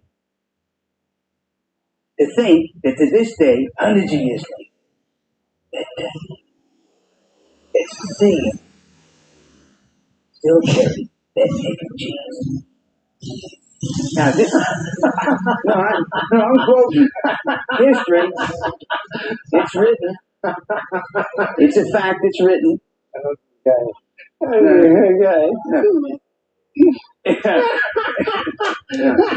Your ancestors are niggas. Hey. Yeah. And your great grandmother fucked a nigger. Oh, yeah. And she had a half nigger kid. Now, if that's a fact, tell me, am I lying? Cause you're part eggplant. No! Hey. You're a cantaloupe.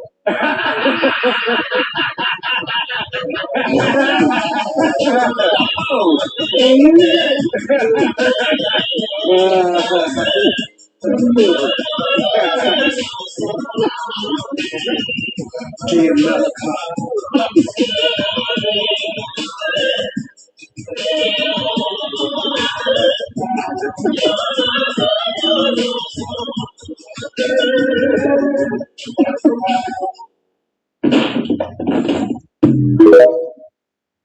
Oh, we know what happened. And this is the last one. Hold on, let me get rid of that one. This is the last one before we get to yours.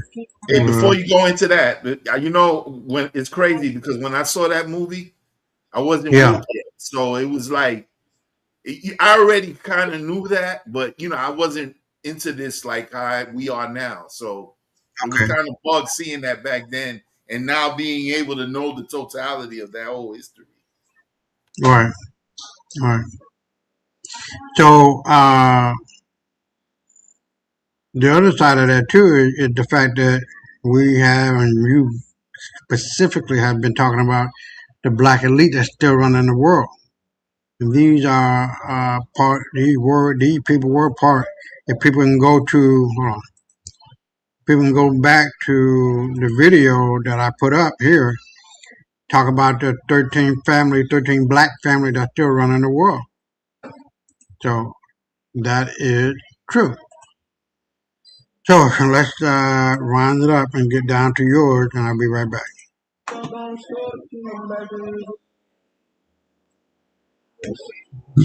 Ancient Paleo Hebrew Prophecy Ministry YouTube. It's happening as we speak.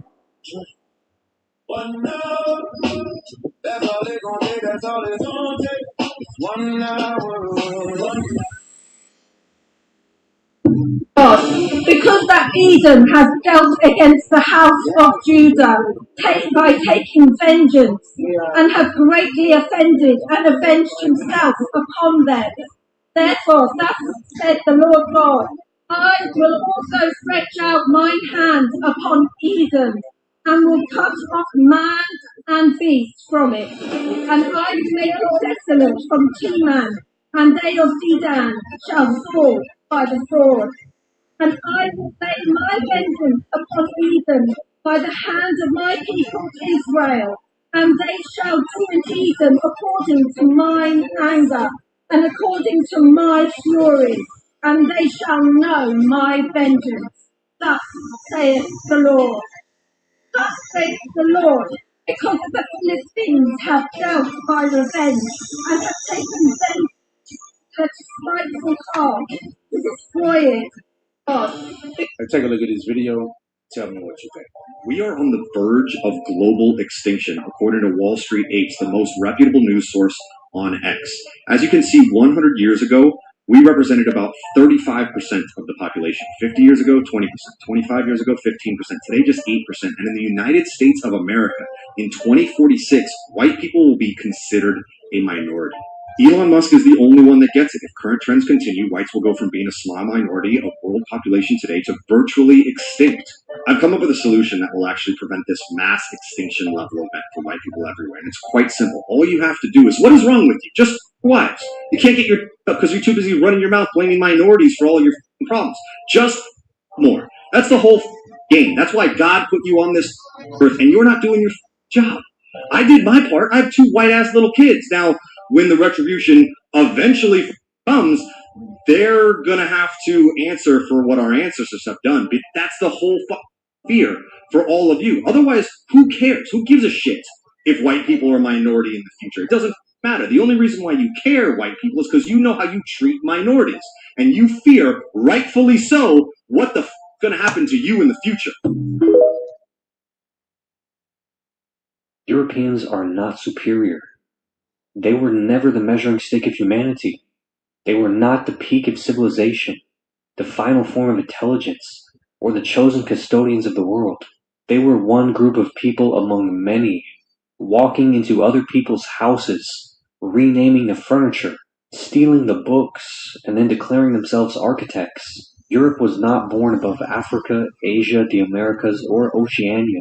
It was not born more rational than Cairo, more scientific than Baghdad, more mathematical than India, more philosophical than China, more organized than the Mexica, more spiritual than the Maori, more artistic than Benin, or more historical than Timbuktu.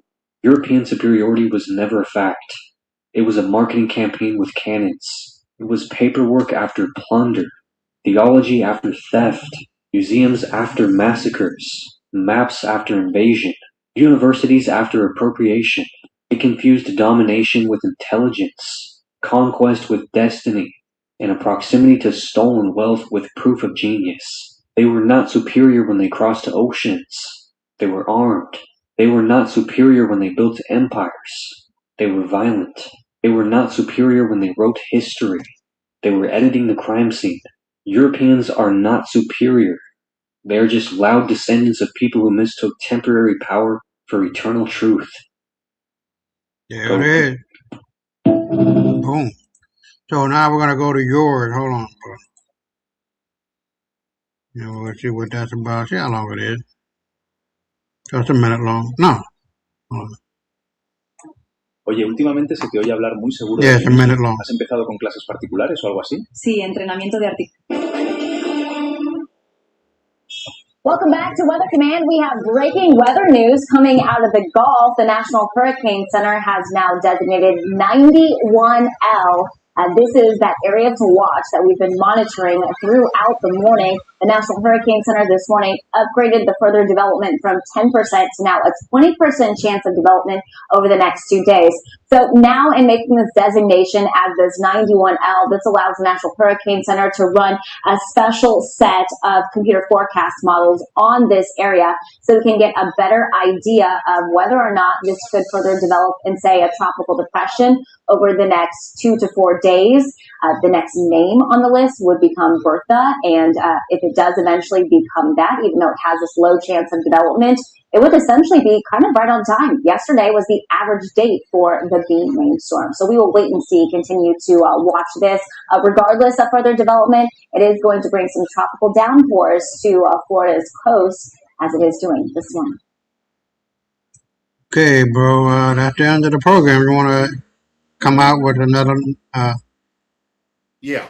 With that you know, said, the reason why I asked you to play that last one is because I believe that for the most part, the infrastructure in what is now known as the United States, or let's again, let me back up. Let me say North America, because one thing we didn't touch on is the fires coming out of Canada that had the skies of Chicago, Ohio, and in particular New York City, even though New York City is at least 500 miles away from the Canadian border on the New York border.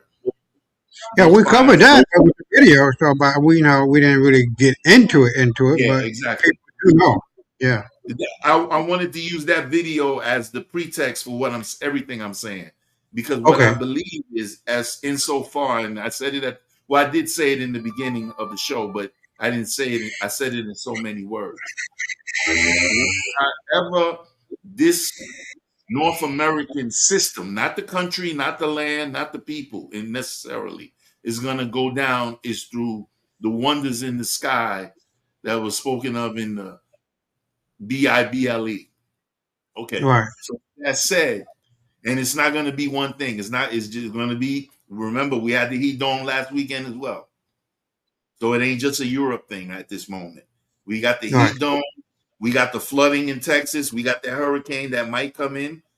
We got the fires blowing down in Canada from the Northeast. I saw a video.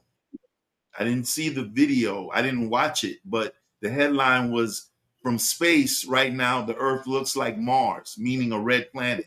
So meaning Right. everything's on fire in this bitch. And if it ain't on fire, it's being flooded. So one way or another, hook or crook, whatever you want to say, spiritually, mentally, physically, financially, what have you. Everything is going down, and our turn is coming. So hang tight and do you. And if you're on the right side of history, you have nothing to worry about. If you want some fuck shit, get your fucking gasoline boots prepared to run through hell so you can burn up while you're there. And with that said, I'm done, brother. All right, you heard it from Black. I would end it there and just say fuck all white folks and the whole script that I do, but I got something to say. And this is from the very soul of me, of you, of our ancestors. It's time to wake up, my brothers and my sisters. We are the living remnant of our people, of our ancestors. We are our ancestors. We never ran from no motherfucker. We never been scared of no motherfucker. I put on here the comment Lucius Emerson. Look him up on YouTube. Lucius Emerson was a brother down there in Alabama, in the deep south, who took no shit. He was the sheriff. He hired his own men who the police, the white police, quit, and he hired his Vietnam guys and made them deputy sheriff. These weren't no poop butt motherfuckers. They took their job seriously. They made no law different from everybody else. You just do the right thing. So the KKK, the New York Swing, or whatever the fuck you want to call these white devils, dummy ass motherfuckers, ended up in the river, straight down, straight up, hung, or whatever the case may be, shot to death. And they ended up, putting that shit to the side. The man, Lucius Emerson, died an old man. So what I'm saying is, stop the bullshit. We're being hunted. Stop going around with these white motherfuckers because they're planning to kill you. They've always planned to kill you. They hate your motherfucking black ass. Stop it. Fuck them. End of discussion. There's no more. Strap up, motherfucker. It is your right to have a gun. And as far as I'm concerned, put some hollow point bullets in that bitch so you can hollow they motherfucking asses out. This is not no motherfucking game no more. This ain't no goddamn hold hands, let's sing kumbaya, motherfucker. Fuck all that shit. We've been at war, and they're talking about, some of you niggas talking about, I don't want no race war. Bitch, you been in one for 150 years. What the fuck is your problem? If you can't see that shit, you're about the dumbest motherfucker. You're the first coon to go. You coon ass fucking nigga. You need to get the fuck on with all this kumbaya bullshit that you trying to spread out. Fuck you, fuck your mama, fuck everything else about you. This is real men shit, real women shit, real black shit. Fuck what you heard, I want to know what you know, goddammit. This ain't no motherfucking game. Stop trying to go around with these white motherfuckers trying to be buddy, hee, hoo, ah. They got your hee, hoo, ah, because you're going to be dead, motherfucker. They're going to clean your fucking organs out and sell them. Enough is enough is enough is enough. There's an old African saying that when two brothers fight, the stranger in the middle gets the key to the fucking house. That's exactly what happened. White folk know they can't beat us when we are united. When we are united, we take over. When we are divided, we lose. It's just that goddamn simple. That was the cursing, that was the curse, and the blessing. The blessing is when we are united, we take over and control. The curse is when we are divided, we lose. And we stay losing until we come back together. And now we're really coming back together. There's an economic boom going on. Fuck the goddamn chinks in the Chinese fucking restaurant. We can cook Chinese food better than them motherfucking ass. And that's exactly what happened. Stop going to the goddamn Jap and chink ass goddamn nail salon. We can do our own fucking nails. And we're seeing that happening now. I'm glad. I am happy to be black. I was born black, motherfucker. I would die to my dying day, my last motherfucking breath. To say that I am black and I'm proud. To say that I am all and everything and all, motherfucker. That's exactly what we are. Don't ever make a motherfucker get up under your skin and tell me, well, you got a identity crisis. You don't know what you are. You Indian and you Jew and you Muslim and bitch, we did all this shit. It's how you flow, motherfucker.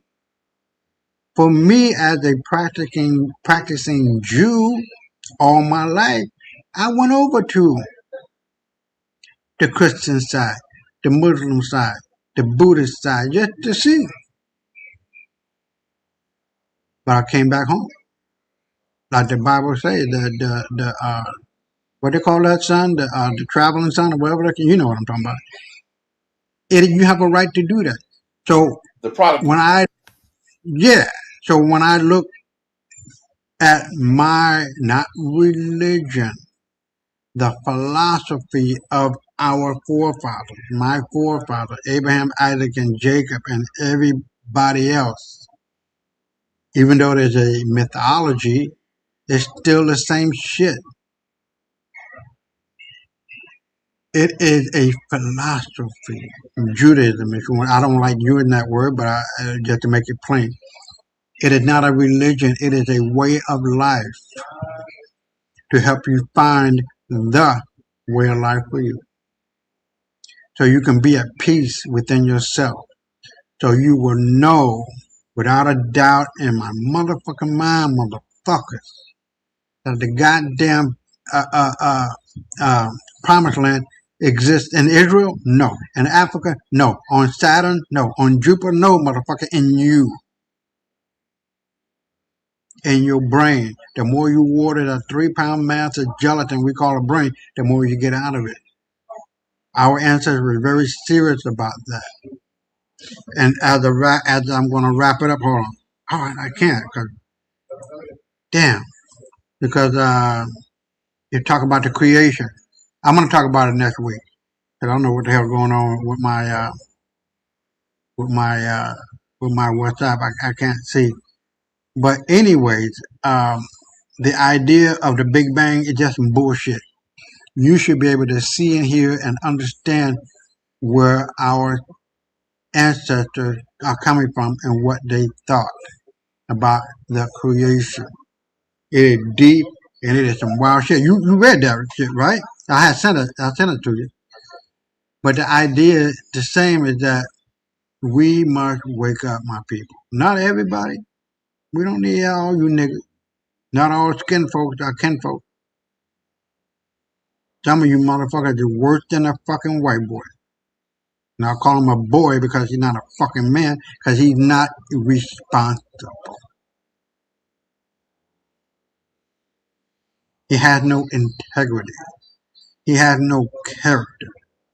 He has the 7 deadly sins, which what he loves, and he will never stop loving it. Greed, gluttony, sloth, envy, pride, wrath, and lust. These motherfuckers love that shit. And I hate the 7 deadly sins, and I hate these motherfuckers. Our ancestors hated these motherfuckers, and so do I. Alright? No end, no doubts about that. You know, this is a affirmation. And all you niggas who are wanting to hold hands and sing kumbaya and act like you don't see color, fuck you. This is it. There ain't no more. They will be brought under the wrath of their own vengeance towards us, which is pointing back toward themselves. They will be destroyed by it and are being destroyed by it. And you're seeing where they're trying to get the melanin. You're seeing where they're trying to, where they have been appropriating our way of life.